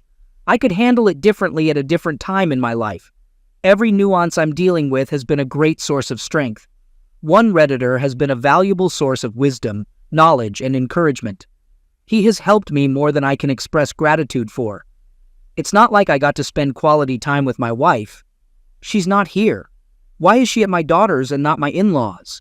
Her dad is dead, and her mom is 84. I didn't want her mom to deal with this. She's at my baby daughter and her husband's home. They have no children yet, and the chance of her turning any of my children against me doesn't exist. This is especially true of this little Spitfire, 10 years younger than her sister and 12 years younger than her brother. She spent more hours in a deer stand, bay boat, and office truck with me than we could count. She won't let her say true things that are bad about me, let alone lies. Update. Weekend plans. I had a brother who was 14 years younger than me. He was a college professor living 8.5 hours away from our hometown. Unfortunately, he passed away in a motorcycle accident in 2017. He left behind a daughter, now 24, who is married and resides in a different state than her mother. However, she's brought her new baby home to visit her mother and in-laws. My sister-in-law hasn't remarried. I called my sister-in-law last night to find out when my niece was heading back home. Turns out, she's staying this week with her husband's parents, about 40 minutes from my sister-in-law. Since my children are smothering me, I've decided to go on a road trip. I'll be meeting my great-nephew, named after my brother and me. I'll arrive late tonight. I asked her to reserve a hotel room, but she insisted, saying, "There's no way in hell that's happening. You'll stay here, and we'll watch movies and eat ice cream." I don't know when I'm coming back. I haven't spoken to or seen my wife since Tuesday night. I blocked her number. I called my son and informed him of my destination, asking him to go to the office and lease a rental property owned by my company. It's a renovated house intended for sale. I instructed him to let his mother know to collect what she needs from our house and move into the rental. She should pay rent to my son, who will then pay my company. I'm getting a new keypad installed on the gate and doors of my house on Wednesday, so she needs to get her stuff now. Update. Had a good weekend. When I called my sister-in-law, I let her know I'd be coming alone to see my niece and her new baby. She asked why my wife isn't coming, and I just said there are some issues, and I'll let you know when I get there. I got here around midnight, and she had just taken a hot pound cake out of the oven, the best thing I've eaten in weeks. I shared all the details of my saga with her. I teared up a few times, but as I went through it with her, I broke down and wept. She was very supportive and wept with me, stroking my bruised ego, and I guess I felt better after we talked. I went to bed around 3 o'clock yesterday morning. Yesterday morning, she cooked bacon and eggs for breakfast, and as I ate, told me that I may make the rules and run the show back home, but not at her house. She then proceeded to tell me my schedule. At 1 o'clock, I had a haircut appointment, overdue since this all happened, and then we were going to Dillard's to buy clothes to fit me. I've lost over 30 pounds in 3 weeks. After the haircut, we were going to a friend's house for a bonfire and fireworks last night. I was also going with her to church today, and she was visiting her parents this afternoon. She's cooking supper tonight, and her daughter and son-in-law are coming to eat and visit. Her son-in-law is taking me deer hunting tomorrow on an 8,000-acre timber co-lease he's part of. He's off all week, and if I want, I can stay and hunt all week. She will wash my clothes and feed me. We won't talk about my problems again until I leave to go home. So, I did what I was told to do. She went with me to her regular salon, and on the way there said, "I'm going to use you to have some fun. When I introduce you, I'm going to give them your first and middle name." I asked her, "What the hell?" And she just laughed and said, "Just play along. I'm going to give these witches something to talk about." My middle name is my mother's maiden name. That's how she introduced me to her hairstylist. During my haircut, she asked where I was from, and I said, "Detroit." There's no way my accent will allow me to be from Detroit. My sister-in-law never missed a beat and said, "He's a logger." Next stop, Dillard's. I haven't shopped for anything in years. Ended up buying 3 new pants, 4 shirts, 2 pairs of shoes, a tie, and believe it or not, a $75 tie and a heart-shaped marked suit. According to her, it's the only suit my brother would wear. I didn't know he was so particular about his clothes. Also bought a new belt. The suit had to be hemmed, and she convinced them to do it while we waited. On the way home, she told me I'd be her date for the party in church, so I was. She told me to look at her like I looked at a new pistol so they would buy it. I went along with her except at the party. I was from Atlanta, sold road graders, and had been married and divorced 4 times. At church this morning, we got there late and left early because she doesn't want to be struck by lightning for lying in church. She sat right up under me, held my hand, and we walked out. I've had a good time looking like Dumb and Dumber with my 46-year-old sister-in-law. She has cut up the whole time, and I have laughed, genuinely laughed. I haven't done that for 3 weeks. I'm going to hunt tomorrow and may stay until Wednesday, but I have to be at work Friday. I've talked to my son a couple of times. He thinks they need to try to get her some medical help. She evidently is not saying much and stays in her bedroom at my daughter's house most of the time. Her phone is dead, and he and my other daughter communicate with her through my youngest. The affair partner's wife sent her a long text in which she called her everything but a child of God. I haven't communicated with my wife. She asked where I was and told my daughter I would never be able to forgive her, and she didn't blame me for not forgiving. My son said she looks like passing away. I still see no path to reconciliation. However, I am not going to file for divorce until I am completely sure. Some have said divorce and reconcile. If I change my mind, that seems like a waste of time, energy, and money. When I decide to divorce, it will be final. I also am not going to sue a fair partner if I don't divorce. If I do divorce, I will sue him to defray what the divorce settlement will be otherwise. I don't want his money. I have come to terms with the fact that this is not going to end soon, and that my life will never be the same. Update. My wife is in the hospital. Yesterday morning, my daughter took her to the ER because she was dehydrated. Tests revealed that her kidney function wasn't normal, and she was showing signs of confusion, leading to her admission. They started her on a drip, and today they will conduct more labs. A psych evaluation has been ordered, and they anticipate her stay in the hospital to last most of the week. My son informed her sisters about her hospitalization, mentioning that I was out of town. As far as I know, her sisters and mother are unaware of her affair. I plan to sit down with her mother and oldest sister this weekend. In hindsight, I should have done this last Friday before leaving town. I'm still at my sister-in-law's house. I went hunting yesterday, but it is raining today, so I chose not to go out again this morning. Last night's dinner included fried steak, mashed potatoes and gravy, homemade biscuits, apple cobbler, and ice cream. This morning my sister-in-law has a few things to do, but instructed me to be dressed and ready to go rambling when she returns. I suppose I'm glad to be here. I don't feel like talking to my friends just yet, and being at work isn't appealing.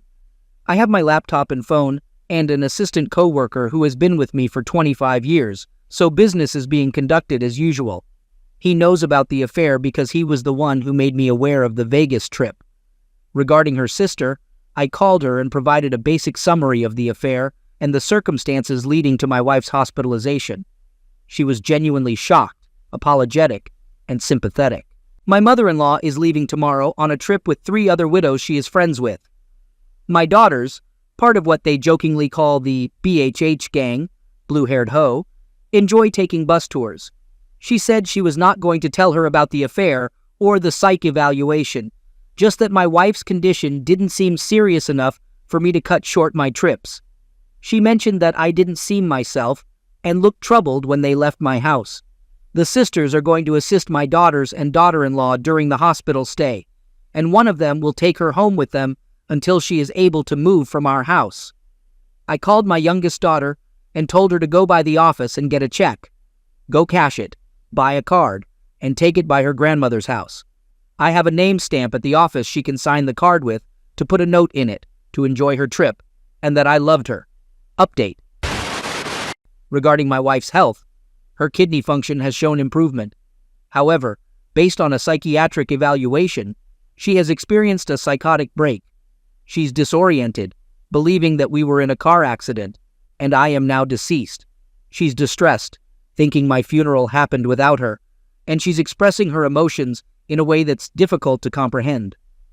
Tonight, they transferred her to a hospital specialized in mental trauma, expecting a full recovery in the coming days or weeks. However, she must have no contact with anyone for the next 10 days. My middle daughter will be the family contact for afternoon updates until she can have visitors. This situation is an unbelievable and unnecessary mess. I'm still at Sparky's place, and she arranged a 9:30 a.m. appointment with a psychiatrist she had seen for 2 years after my brother's tragic passing away. After a shower, when putting on my pajamas to go back downstairs, I realized that all my perfectly good white Fruit of the Loom boxer shorts were missing.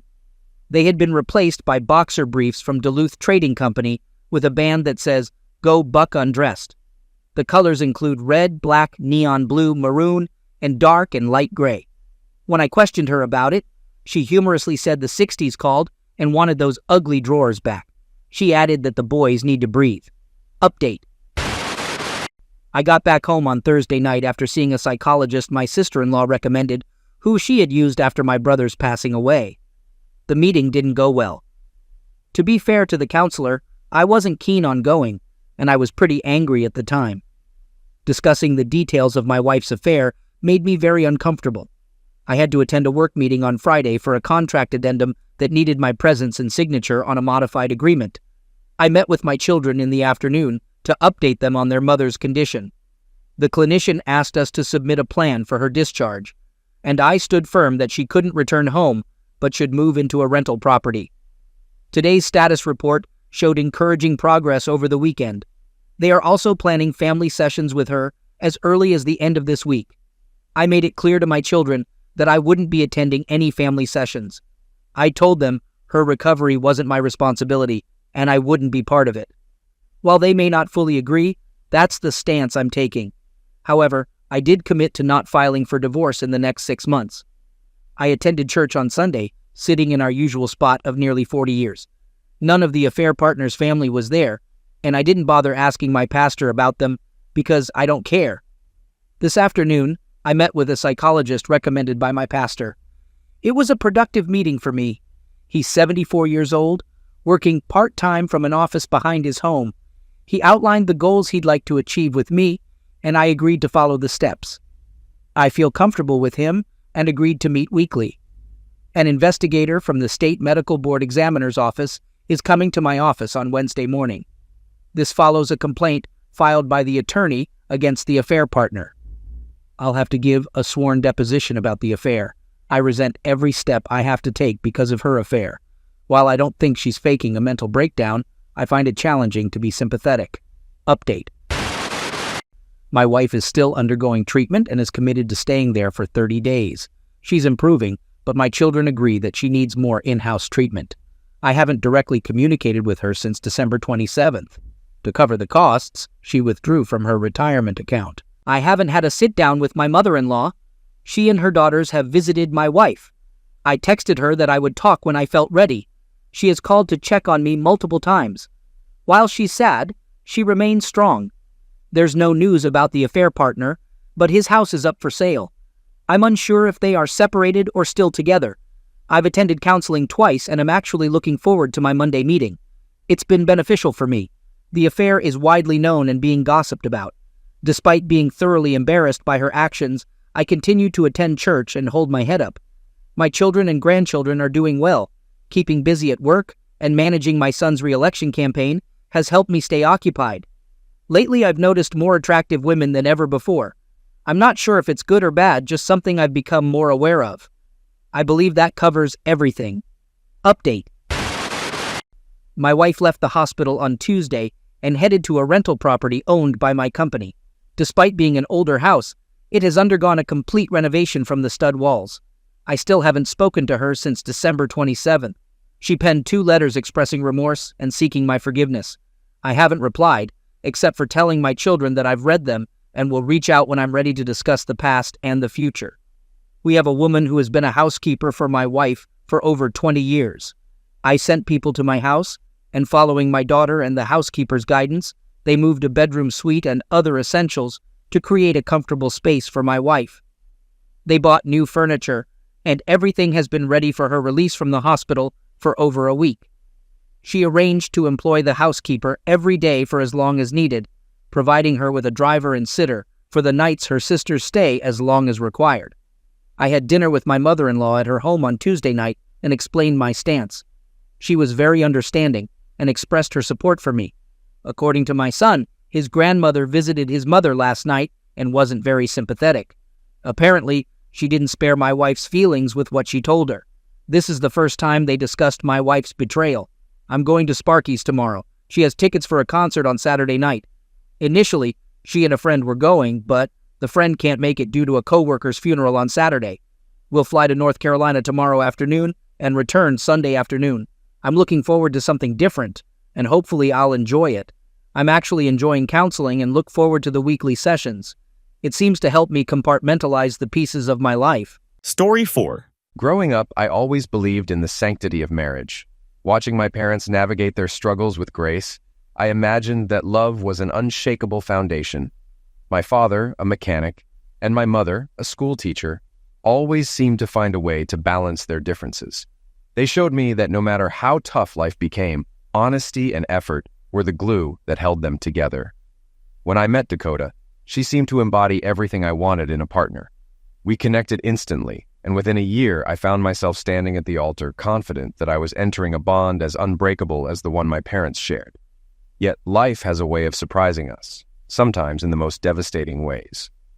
My name is Jackson Healy, though most call me Jack.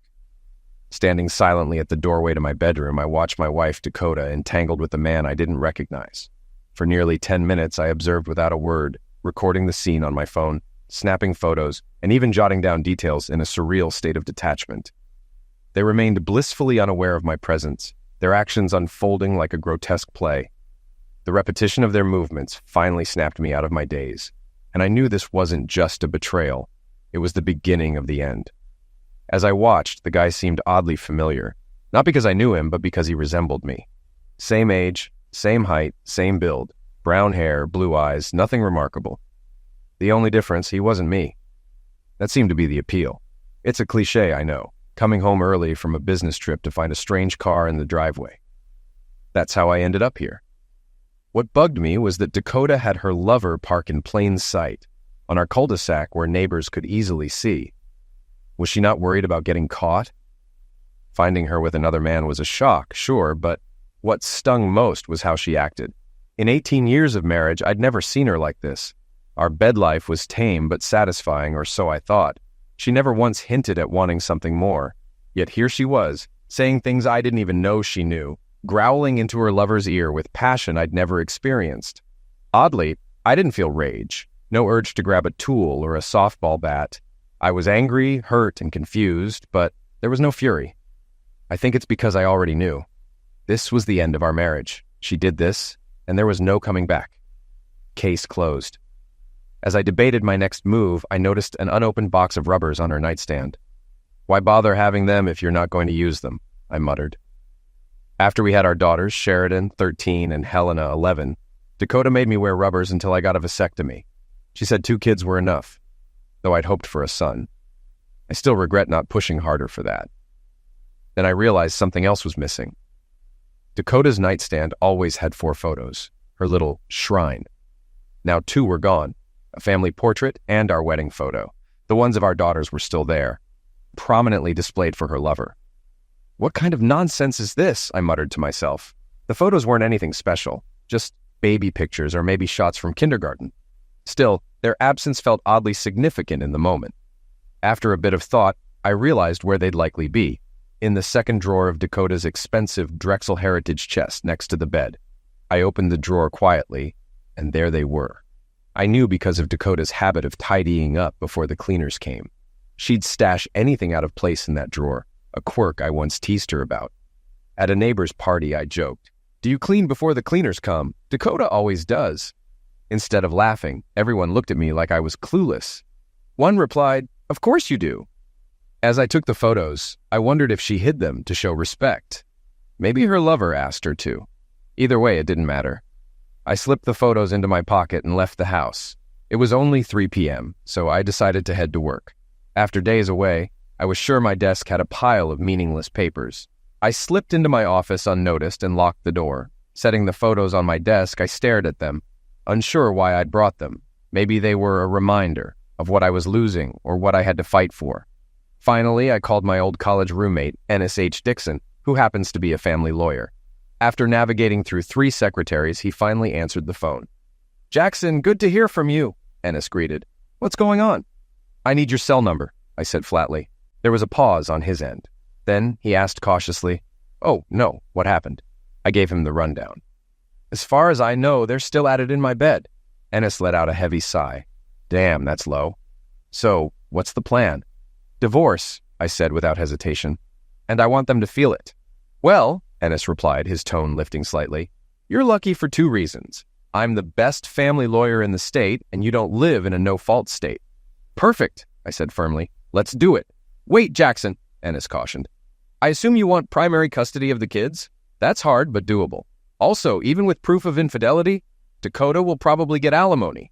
She's a stay-at-home mom, and you earn a lot." "I don't care," I said firmly. "Do whatever it takes." "Never say that to a lawyer," Ennis joked. "But I'll take it seriously. Just know this will take weeks, and you'll need to act normal around her. Can you manage that?" "Yes," I said through gritted teeth. I emailed him all the evidence, signed the prepayment form through DocuSign, and hung up, feeling more resolved but deeply depressed. A knock on my office door interrupted my thoughts. "Come in," I said.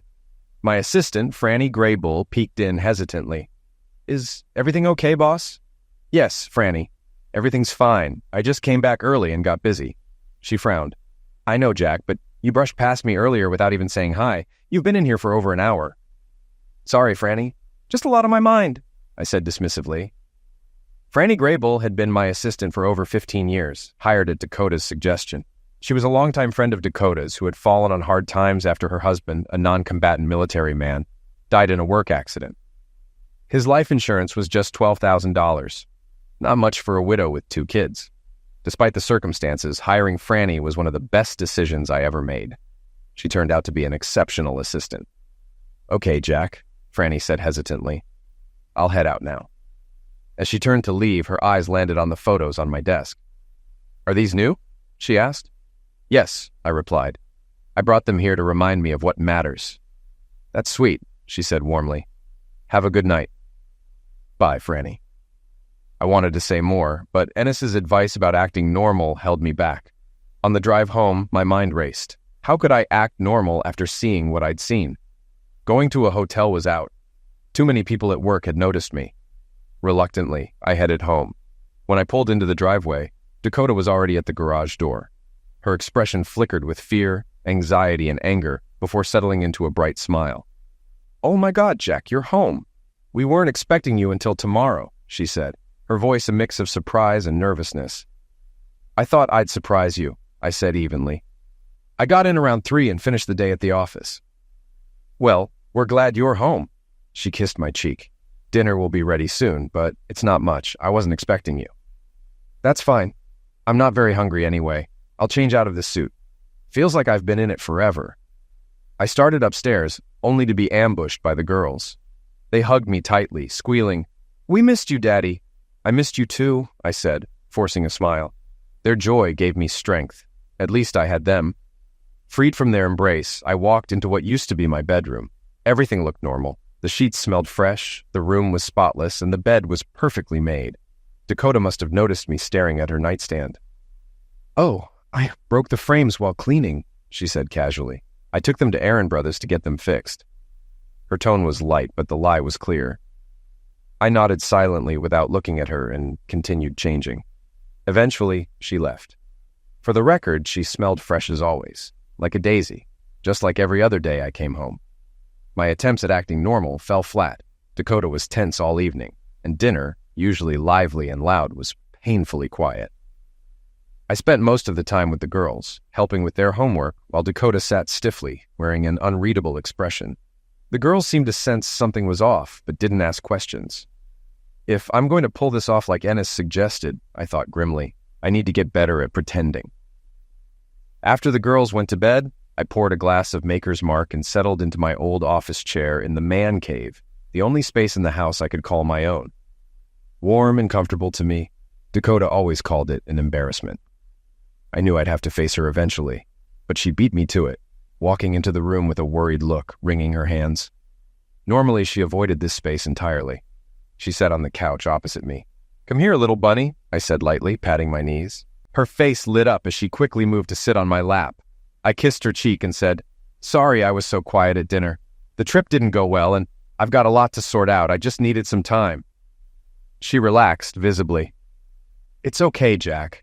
I could tell something was bothering you. Let me help you forget your work problems tonight." But she didn't. Sure, we made love, gentle and familiar, the same as always. There were signs of satisfaction on both sides, and we snuggled afterward. I thought this was what she wanted. It couldn't have been further from what I'd witnessed earlier. Dakota hugged me tightly and whispered, "You know I love you, Jack. You've made my life complete." Her words made my stomach churn. How could she say that so easily after what she'd done? The lies rolled off her tongue as smoothly as if she were reciting a recipe. Then it hit me. She'd been doing this for a long time. The realization sent a chill down my spine and left a heavy weight on my chest. A few moments later, I heard her steady breathing, a clear sign she had already fallen asleep.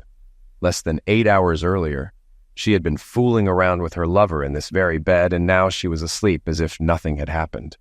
What kind of person can do that? Needless to say, I didn't sleep at all. I managed to pull myself together and left for work early in the morning. I needed to get out before Dakota got up to get the girls ready for school. I scribbled a quick note on the dry erase board in the kitchen, which we often used for such messages. I had to leave early for work to start solving the problems I told you about. For the next 2 weeks, I somehow kept up the act. As the days went by, waiting for news from Ennis, I started to feel a little better. Maybe this is how liars get good at lying, I thought. They just give themselves enough time to practice and hide their actions. Dakota, on the other hand, grew more anxious. She seemed distracted, like she had a lot on her mind, but she never said anything to me directly. She was affectionate, almost excessively so, going out of her way to be considerate. She must have told me she loved me at least 25 times a day. She even started complimenting me on things like the way I dressed. She should have noticed the missing photos, I thought. They didn't vanish on their own. But for now, she seemed to follow the rule of don't ask, don't tell. I hoped it would stay that way for a while. Franny was acting strangely too. She knew me well enough to sense even slight changes in my behavior. She kept pressing me to talk about it, which irritated me, but I stayed silent. I told her I was under pressure at work and that I'd be fine. She always knew when I was lying. What made it worse was her constant attention to the photographs on my desk.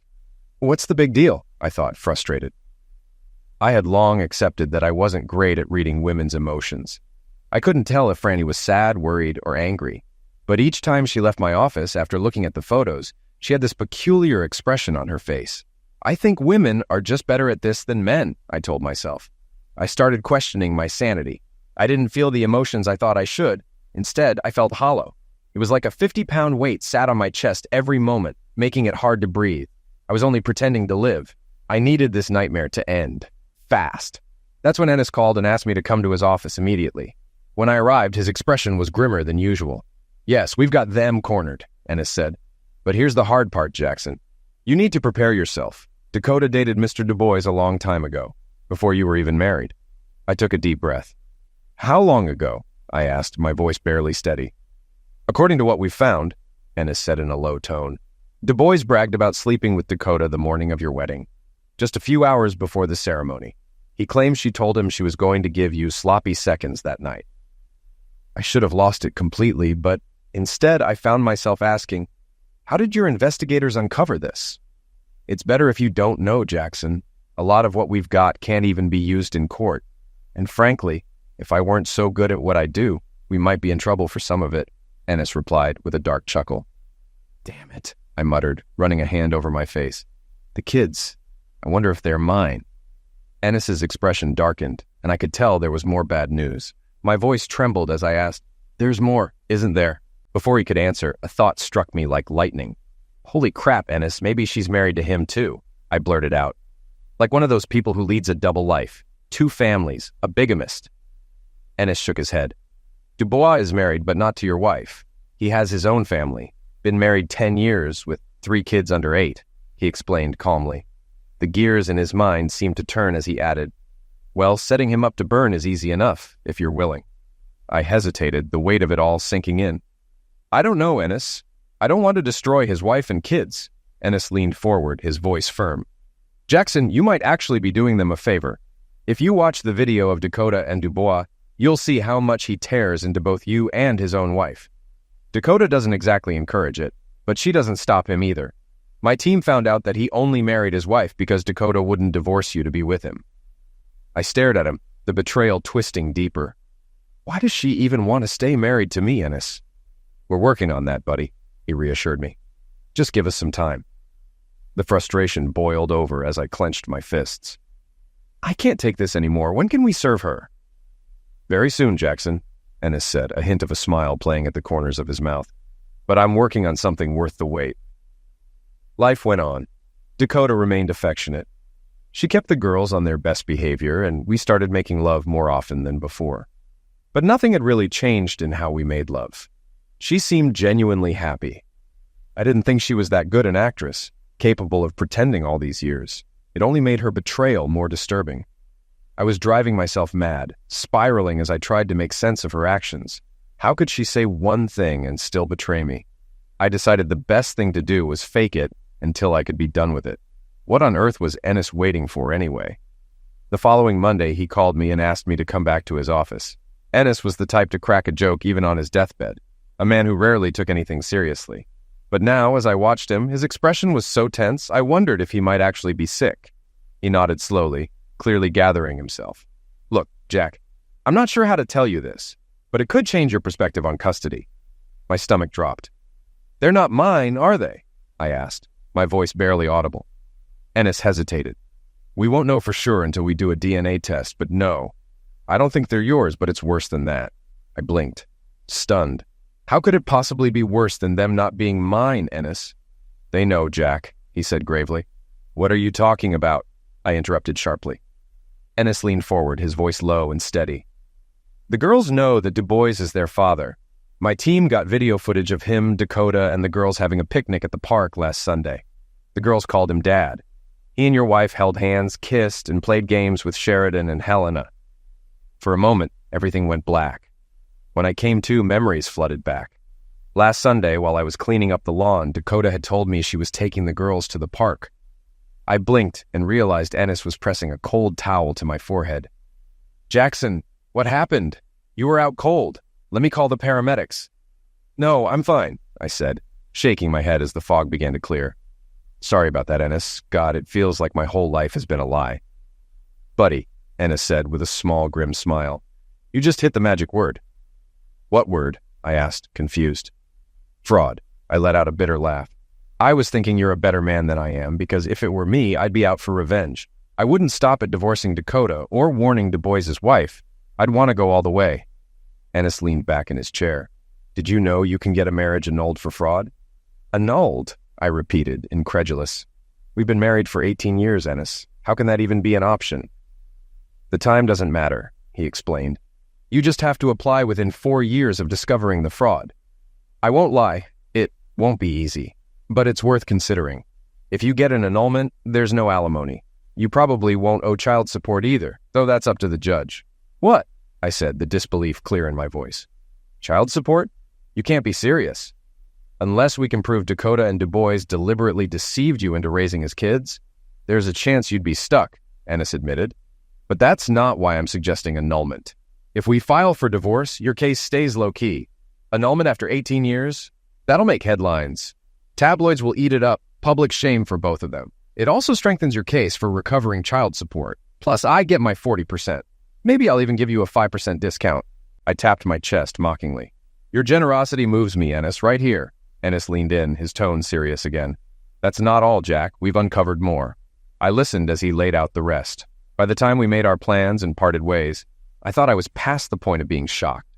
When I got back to the office, Franny was on me the moment she saw me. Jack, what happened? You look like hell. I'm taking you to a doctor. No, Franny, I said firmly. But, Jack... I said enough, Miss Grable, I snapped. She looked startled and left reluctantly, clearly upset. I didn't care. I had left my emotions back in Ennis's office. Not half an hour later, Dakota appeared at my doorway, dressed to eliminate. 4-inch heels, a plunging neckline. It was obvious she was trying to impress. Damn, she looked good. What a waste. Franny called me. She said something happened, Dakota said. I snorted sarcastically, cutting her off. I struggled to keep my composure as I tried to form a response. Then I noticed her eyes scanning the room for something. She was looking for the photographs. She knew where they should have been. She took a deep breath and sat in the chair across from my desk. No underwear. Really? Did she think that would help? You were there. You saw us, Dakota said finally. Her tone was tinged with sadness, but she spoke calmly, almost matter-of-factly. Her words, however, hit me like a knife. It doesn't mean anything, Jack, she continued. It's just a fling. It doesn't compare to what we have together. I leaned back in my chair, my voice cold. Tell me something, Dakota. I know this wasn't the first time. How long has this been going on? She hesitated briefly, then responded, her voice soft but steady. No, it's not the first time, honey. But it's only been a couple of months. 2 months? I pressed. How many times? Only 3 or 4 times, baby, I think, and never before in our house, she said, her expression almost genuine. I screwed up. It's over. Let's just forget about it. The lie slid off her tongue without the faintest sign of guilt. No sweat, no clenching of hands, no averted eyes. She didn't even blink. She simply lied, staring straight at me. It was painfully clear she had no intention of giving up her boyfriend. Thank you for being honest with me, Dakota, I said, my tone measured but cutting. Most cheaters would just lie and say it was the first time, like drunks who swear, honestly, officer, I only had 2 drinks. But you told me the truth. You gave me the chance to see into your soul, to know who you really are. And I appreciate that. Her eyelids fluttered faintly at my words, but she quickly composed herself. Still, something in my tone or demeanor must have unsettled her. Don't do this, Jack, she said, her voice firm but pleading. It won't end well for you. You'll be hurt in ways you can't even imagine. There's no need for this. Let's just leave it and move on with our lives. I love you. You love me, and we both love the girls. Please, just let it go. That almost sounds like a threat, Dakota, I said, narrowing my eyes. Oh, honey, I'm sorry if it came off that way, she replied quickly, her tone softening. That's not what I meant. I just mean, you control how much you let my failures hurt you, and us. But mostly, it'll hurt Helena and Sheridan. They've done nothing wrong. I did this. Please, let's talk about it tonight. I know I can make you understand. I let out a long, steady breath. All right, we'll talk tonight. But for now, I need to get back to work. She leaned in and kissed me, her lips smoldering as though I were her lover and not the man she'd betrayed. We're so good together, baby. Don't let my mistakes destroy our family, she murmured. With that, she turned and walked out, carrying herself as though none of this was her fault. I sat there in stunned silence for a good 5 minutes before pressing the intercom. "Miss Grable, please come in." Franny entered hesitantly, avoiding my eyes. "How long have you known, Miss Grable?" I asked, my tone sharp. "You told her about the photographs, didn't you?" She said nothing, only dabbing her eyes with a handkerchief, her gaze fixed on the floor. "I'm waiting," I said firmly. She finally looked up, her voice trembling. "So now I'm Miss Grable again, after all these years?" "Yes," I replied curtly. "And I'm Mr. Healy for the time being. Should I fire you?" Mr. Healy, you know I need this job now," she stammered, her voice breaking into sobs. "Not if I get the truth from you," I said evenly, "and you agree to testify under oath for my lawyer. What's your choice?" Franny took a shaky breath before speaking. "I've known for a long time." Disgusted, I picked up the office phone. "Georgina, connect me to William. I have an issue to discuss." "William?" Franny's voice trembled as she interrupted me. "Bill Cody, VP of HR," I replied coldly. "Please don't do this," she pleaded. "I'm so sorry, Mr. Healy. I knew about this before you even hired me." "What exactly did you know, Miss Grable?" She hesitated, dodging my question. I slammed my palm onto the desk with a loud bang. She flinched. "I'm out of patience. You know about her, her activities. Enough games, Miss Grable. Talk now." She seemed torn, weighing whether to tell me everything. I softened my tone. "Please, Franny, you owe me this much for betraying me. I need to understand why." Franny was nearly hyperventilating, but managed to gather herself. When she finally spoke, the words spilled out in rapid succession, each revelation a fresh wound. Byron Du Bois, she explained, was her maternal cousin. She had known about his relationship with Dakota since high school. She also admitted that she knew Helena and Sheridan weren't my biological children, and that their conception had been deliberate. Her betrayal cut deeper than Dakota's. "I trusted you completely, Franny," I said, my voice trembling with anger. "Why was Dakota so desperate for me to hire you?" "She wanted me to keep her informed if you got close to discovering her secrets," Franny admitted, her head bowed. "And to let her know if you ever cheated on her."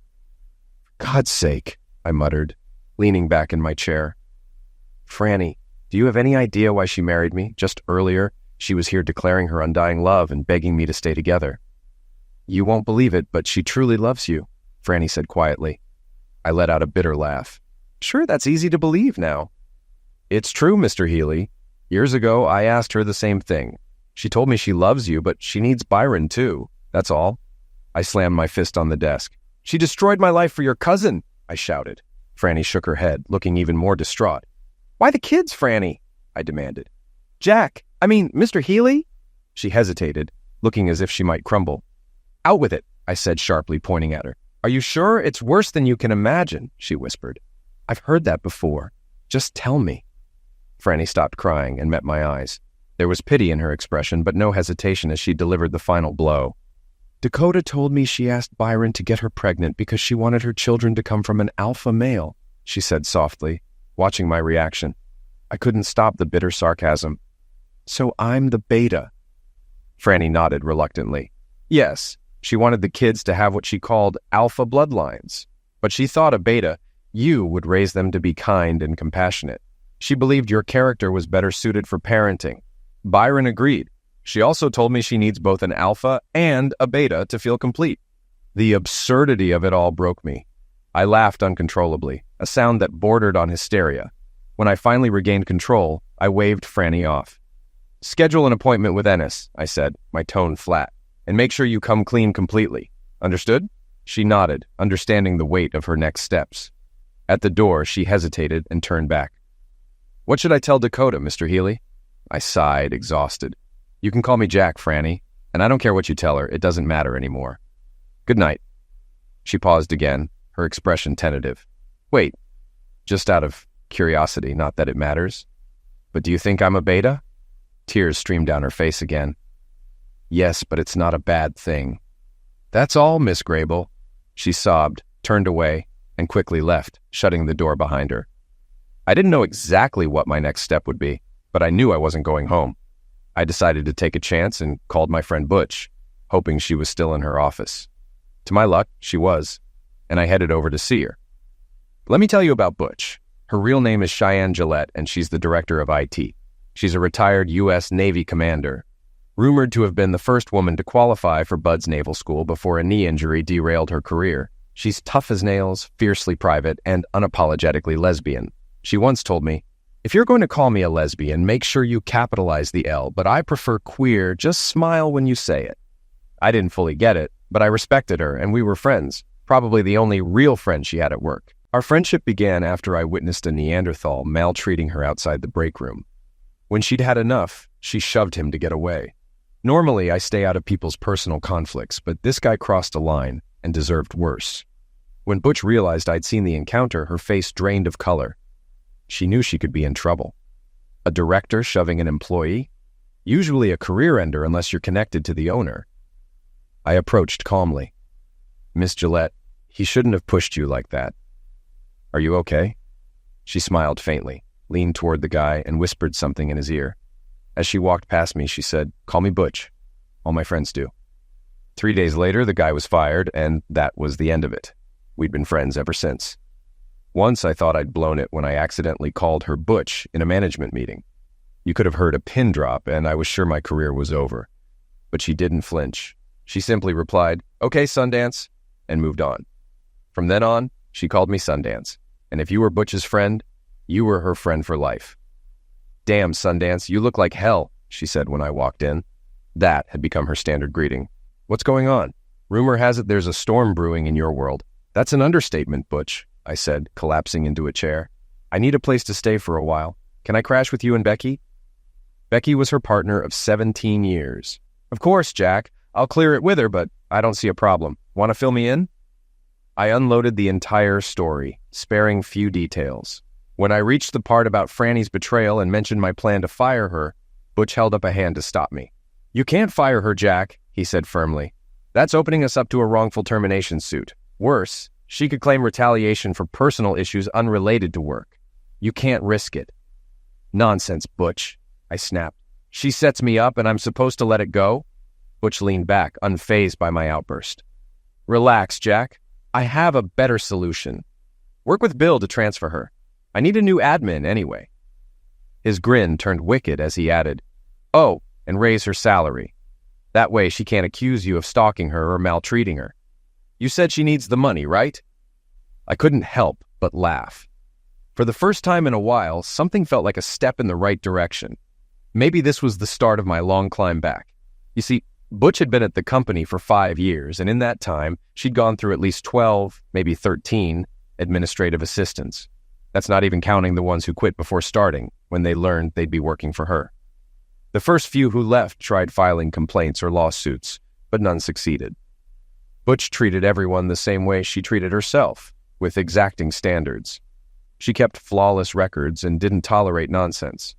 Among the admin staff, she was nicknamed the Angel of Death. If you worked for her, you were considered a dead man walking. That evening at their house, I went through the whole story again. Becky listened with a sympathetic shake of her head, while Butch's anger seemed to grow. I was relieved she was on my side. Once I finished, calmer now, I recounted my conversation with Franny after Dakota had left. "Oh, that quiet girl is going to love working for me, Jack," Butch said with a wicked grin. I decided to ask about Franny's comment regarding me being a beta. "That's a masculine trait, right?" Butch rolled her eyes and leaned forward. "Of course you're a beta, Jack. Do you even know what a beta male is? He's an amazing lover because he genuinely cares about his partner's needs. He's faithful, a wonderful father, and capable of having real conversations with his wife that don't revolve around sex. A beta male deeply values his family. He does his own laundry, cleans up after himself, and is reliable without being controlling. He's not threatened by his friends or his wife's independence. There are a million other traits like that." "Jack, Franny wasn't insulting you. She was complimenting you." I frowned, still skeptical. "But what about Dakota's comment about the alpha gene?" Becky jumped in before Butch could reply. "That's something you'll have to ask Dakota about, Jack. You know that already. For your own peace of mind, you need to confront her.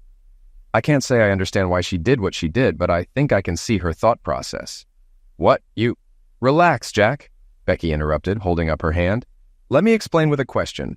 Do you think Butch is an alpha or a beta?" "Definitely an alpha," I said without hesitation. Becky shook her head, smiling. "You're wrong. She may be an alpha at work, but at home, she's absolutely a beta. Why do you think I've stayed with her all these years? At home, she acts like a beta. I turned to Butch, surprised. She gave me a wry smile and nodded in confirmation. That's right, Jack, Becky continued. I'm the alpha in our partnership. Butch lets me take the lead in our relationship in and out of bed. She has to be an alpha at work, but being a beta at home balances her. She needs both to feel whole. I nodded, processing this unexpected insight. And Jack, Becky added, all of us move between alpha and beta traits depending on the situation, unless, of course, we're sociopaths. Butch's eyes welled up as she looked at Becky with admiration and love. They were clearly soulmates. I remembered seeing a similar look from Dakota once. I wondered if this could really be true. Maybe men can do the same, but women seem better at compartmentalizing. I think Dakota was being honest with Franny when she said she needed both of you to feel whole, Becky concluded. At that moment, Butch stood up, sat on Becky's lap, and they kissed passionately. Embarrassed, I started to leave, apologizing as I stood. Don't go, Jack, they said in unison, laughing as they composed themselves. We'll behave. It's true, Jack, Butch added. Becky is my soulmate, but she's the one in charge here. How are you holding up? I took a long pause to gather my thoughts. This new perspective was overwhelming and it hurt my brain to process, but it helped me recognize the contradiction in my life. You know, I began, after listening to you two and observing your relationship, I think she really does love me and need me. But the problem is, instead of being upfront about what she wanted from the start, she turned my life into a lie for her own selfish reasons. She knew I wouldn't go along with it, so she deceived me to get her way. I'll never forgive her for that. So, what's next, Jack? Becky asked. What about the girls? I believe they love you. You said you love them too. You can't just shut them out because of what their mother did. I don't know, Butch, I admitted honestly. I just don't know. I do know that Dakota and I are getting a divorce, and nothing will change my mind. I know it's petty and might damage my relationship with Helena and Sheridan, but I'm going to make Dakota and her lover hurt, and I'll hurt them badly. Curious, I asked, what do you both think about Franny's role in all this? Becky stayed quiet, but Butch spoke up. I don't know if this makes sense, Sundance, but in some ways her betrayal feels worse to me. Your wife is who she is, flawed, yes, but driven by her own warped ideas of love and need. Franny's betrayal, though? That was cold, calculating, and unforgivable. Leave her to me. I nodded, understanding they got it. Thanks for letting me stay here. I'm going to bed. That night, my phone buzzed constantly with texts and calls from Dakota. I ignored all 20-plus messages. The next day, I arranged for Franny's transfer. She would start as Butch's assistant on Monday. May God have mercy on her soul. In the meantime, she was sent home with pay for the rest of the week. I was still living with Butch and Becky, grateful they hadn't rushed to kick me out. I continued ignoring all of Dakota's attempts to contact me. What was the point? I even instructed security to keep her away from the office and parking lot. A few days later, Montana, Dakota's older sister, showed up unannounced. I'd forgotten to warn security about her. Montana had never been warm toward me, and the feeling was mutual. She always wore a smug grin, as if she held some secret over everyone else. Today was no different. Without an assistant to stop her, she waltzed into my office, her usual smirk firmly in place. Maybe this time I could wipe it off her face. What do you want, Montana? I asked, folding my arms. Not that I don't already know. She raised an eyebrow. Can I at least come in and sit, Jack? Fine, I said, motioning to a chair. But don't get too comfortable, you won't be here long. She sank into the chair, crossing her legs. Look, Jack, I know we haven't been close, but hear me out for a few minutes. Then I'll get out of your way. Her tone carried the same condescending edge as always, as though she were addressing a petulant child. You know she loves you, Jack, and she'll do anything to fix her mistake. Do you believe she loves you? I tried to suppress my laughter, but a bitter chuckle escaped. You know what, Montana? I actually believe she loves me, but it doesn't matter. I feel nothing but contempt and disgust for her. Anything else? I'm really busy. Montana's expression hardened. You're an idiot, Jack. You always have been. I don't know what she ever saw in you. Well, at least we agree on that, Montana. I don't know what she saw in me either, I replied, dripping with disdain. I didn't come here to argue, Jack. Since you won't talk to her, she wrote this letter for you. She leaned across the table and handed me a thick white envelope. I glanced at the envelope. The words, "For my dear Jack," were written in Dakota's handwriting. With exaggerated enthusiasm, I stood, walked to the shredder, and fed the unopened letter through. All the while, I kept my eyes fixed on Montana, now wearing a wide grin. "You're a stupid, childish boy, Jack. You're causing so much pain for yourself and your family." Her voice was sharp as she stomped toward the door. "Hey, Montana," I called out, stopping her mid-stride. "Before you go, care to tell me about Brockton Bozeman?" She froze, her entire body stiffening. Slowly, she turned back to face me, the arrogance draining from her face and giving way to panic. "I don't know what you're talking about," Montana stammered, her voice shaky and desperate. Her composure crumbled as I pressed on. "I'm sure your husband Troy would find it fascinating," I said evenly. "Please, Jack, no," she blurted out, visibly unraveling. "This has nothing to do with Troy. I was just trying to help Dakota. She really loves you." Tears streamed down her cheeks as the realization of her dwindling options sank in. "Is there anything I can do?" she asked, her voice trembling with desperation. I met her gaze, unflinching. "You have a week, Montana," I said coldly. "Either you tell Troy everything or I will. If you try to cover up your double life, he'll get all the evidence. And trust me, I have plenty.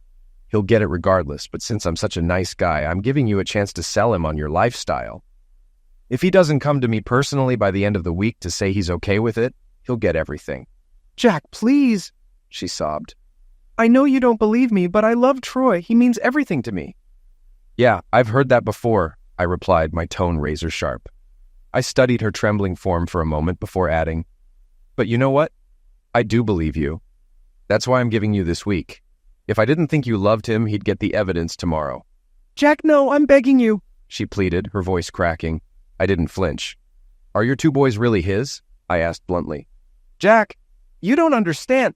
"It doesn't matter," I cut her off. "You have a week. Goodbye, Montana." I pointed to the door. "Close it on your way out." Without waiting for a response, I turned back to my desk and began sorting through papers, unwilling to look at her any longer. I didn't know Troy well, but he deserved to know the truth.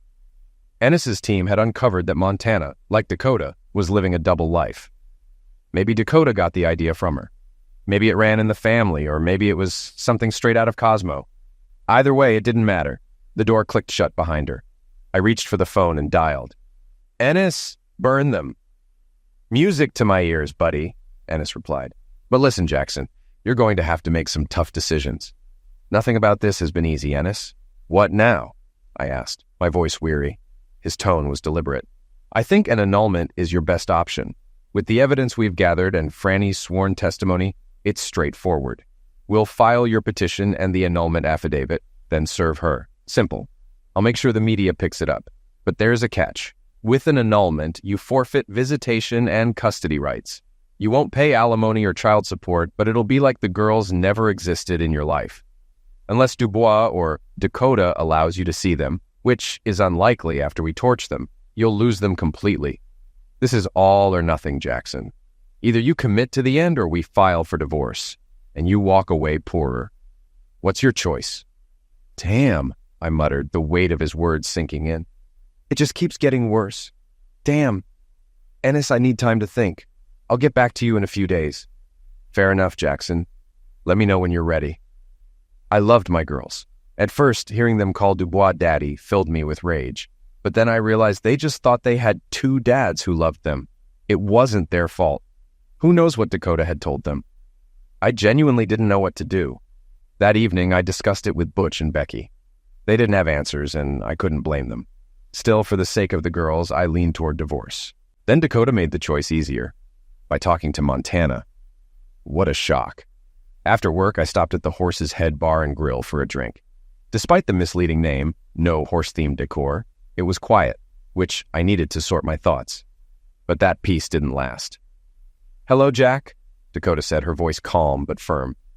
"We need to talk. Come outside with me." Without waiting for my response, she walked out. Confused, I threw a 20 on the counter and followed her.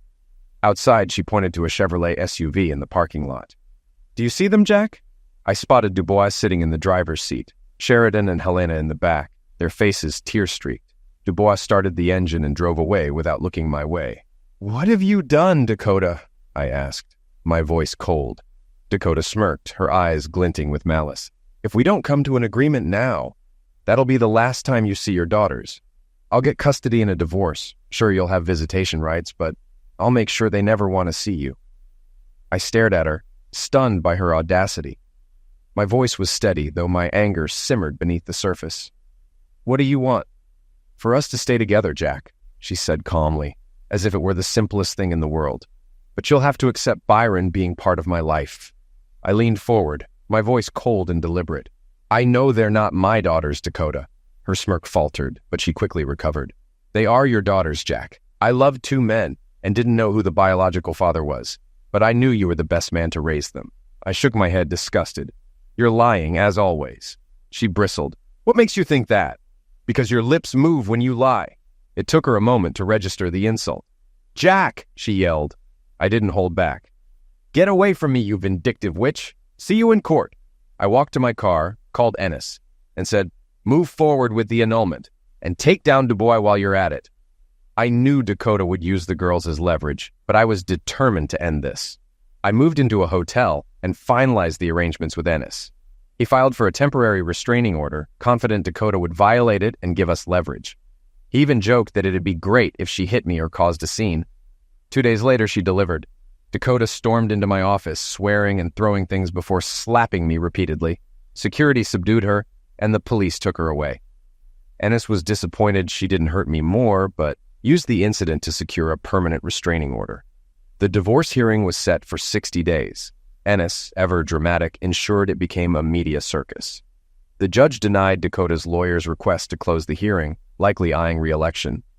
In the end, I got my annulment, Ennis got a talk show, and the tabloids thrived. A week later, Troy, Montana's husband, visited me. I'm not as strong as you, Jack, he said tearfully. I love her and need her. Our kids are grown, but I can't lose them. I know the boys aren't mine, but I'm their father. And she's giving up her lifestyle? I asked. She says she will if I stay. I think she loves me. That's different, I said. Maybe you're stronger than me, Troy. I just can't forgive. He nodded, shook my hand, and left. I later heard he and Montana moved out of state after their kids graduated. I never saw them again. The same day I met with Troy, Mrs. Byron Dubois received a hefty package from FedEx. Things unraveled quickly for Mr. Dubois after that. Perhaps I acted too hastily because by the time the court ordered him to repay my child support months later, he had nothing left. Ennis nearly had a heart attack when he realized his 40% amounted to just $250 a month. Furious, he even retracted his 5% discount offer. He calmed down only after I asked how much he was earning from his talk show appearances. About 6 months after the annulment, I reached out to Dakota, asking if we could meet to talk. Everyone told me I needed closure, and I had unanswered questions. We met at the Horse's Head. Are you kidding me? She said the moment she saw me. After everything you did to Byron and me? Hell will freeze over before you see my girls again. If you so much as whisper to them, I'll slap a ban on you so fast your head will spin. After what I did to you? I asked, incredulous, pausing to control my temper. What if I lift the restraining order and agree to fund the girls' college education? I know you and Byron are struggling. As you've said, the girls aren't to blame. I want them to have the chance to go to a good school. Her demeanor softened slightly. I don't know, Jack. Listen, Dakota, I'll even babysit if you want to take a weekend trip or something. I know they're at an age where they don't need much babysitting, but I just want to stay in their lives. I love them. And maybe, to explain why I acted the way I did, I promise not to badmouth you. I'll just say you wanted a different lifestyle, and we decided to part ways. Let me think about it, she said, her voice softer now. Do you mind if I ask you a few questions, Dakota? It's not to change anything, but I need some answers. Whatever, Jack, she said impatiently. Her attitude stoked my anger, but I stayed calm. Why? Why ruin my life? For what? She sighed, exasperated. You did this to yourself, Jack. Sensing my frustration, she raised her hands defensively. I know my actions drove us apart, but you went scorched earth on me. What did you expect me to do? You ripped my soul out and fed it to wild dogs. What did you think I'd do when I found out? I snapped. I expected you to be hurt. Of course I did. But I also thought we'd sit down and talk about it like adults, figure things out. You know Troy and Montana are still together, right? They worked through their problems. Montana told him she'd leave her lover, not that I believed her. At least she tried to fix their marriage, I retorted. You told me I'd have to accept Byron in our lives, I reminded her. Her expression hardened, her voice pained. I didn't mean to hurt you, Jack. Until you found out about Byron and me, you thought you had a great life. I helped you find that life. I loved you deeply. My heart broke when you left me. Then why did you need both of us? I asked, my voice steady but firm. She exhaled slowly, avoiding my gaze. I don't know, Jack. My sister did it. Some of my friends did too. You might not know, but this lifestyle is becoming more acceptable. I snorted in disbelief. Oh, please. Then why not tell me before we got married? And by the way, did you really sleep with Dubois on our wedding day? Her face twisted in outrage. Who told you that? It's a complete lie. I would never do that. She sounded genuinely offended. And let's be honest, if I had told you about my desires, would you have married me? No, you wouldn't have. But I loved you, Jack. Sometimes I wanted sex. Don't get me wrong, I loved what you did in bed. But you couldn't just take me without worrying about hurting me. I studied her, trying to discern her sincerity. She seemed honest, but her words left me cold. Deciding to move on, I asked, why did you have to sleep with him in my bed? Her voice softened, guilt flickering in her eyes. I know you won't believe me, but that was the first and only time we ever did anything in our house, let alone in our bed. Why then? I pressed, still skeptical. She sighed deeply, her sadness palpable. Byron and his damn alpha tendencies. He just had to push, and I gave in. It was a moment of weakness. Stupid. She looked on the verge of tears. I leaned back, letting the silence stretch before asking, by the way, about this alpha and beta thing. Oh God, Jack, she groaned in frustration. Can we drop it already? You were a wonderful husband, father, and lover. Then why have children? And don't tell me it wasn't deliberate. I know better, I said, my tone heavy with accusation. She looked ashamed before responding. Jack, you're just an anonymous middle manager in a mid-sized company. You drive a minivan. Your idea of fun is sitting in your depressing man cave watching sports on TV. Byron's idea of entertainment is chartering a plane to see the game live or flying to Vegas for the weekend. He drives Corvettes and used to own a successful business. Sure, that lifestyle is intoxicating, but it's not sustainable. And yet, here you are, not with me, but with him. It won't last long, will it? I asked, my tone cold. She hesitated before admitting, no. Living with that arrogant idiot full-time is very different from having him around part-time. Besides, he's a terrible father. Exactly what I suspected. I don't feel sorry for you, Dakota. You made your bed, I said, my calm voice masking the anger beneath. Her demeanor softened, her voice quieter. Look, Jack, I know I messed up, especially with that ridiculous stunt at the bar with the girls. It was stupid and desperate. I know that now. I felt like I had nothing to lose.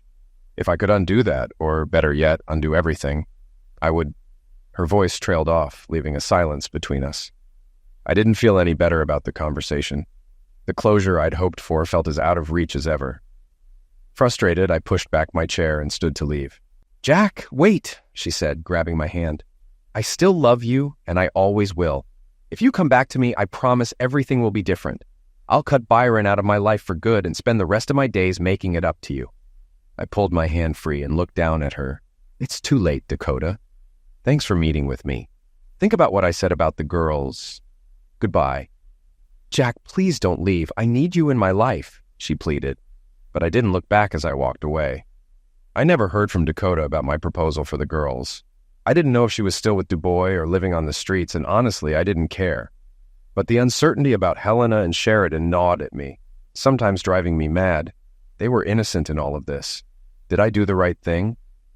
I was sitting in Emilio's, my favorite neighborhood dive bar, nursing my second Jack and soda, when Emilio dropped another in front of me, shaking his head. Nearly 2 years had passed since the annulment, and I was still wallowing. If I didn't tip well, Emilio probably would have kicked me out months ago. Every evening, without fail, he greeted me the same way.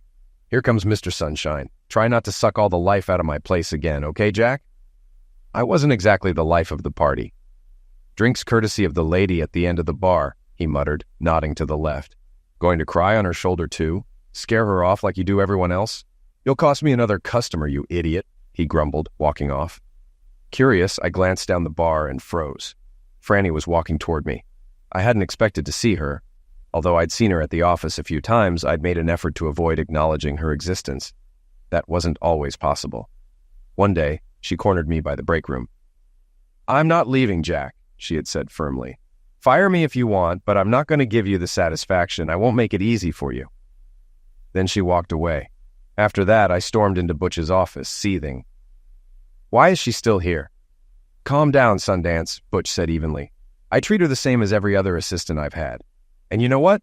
She's the best I've ever worked with. She takes everything I throw at her without complaint. If she fails, she fails. But as long as she delivers, she stays." And here she was, still Butch's administrative assistant, a record for that position. Over time, her resilience dulled my hatred. I started to think of her as an invisible relic of my past life. "Hello, Jack. How are you?" she asked cautiously. I didn't respond, so she continued. "Do you think we could talk?" I paused, weighing the idea. Maybe it was time.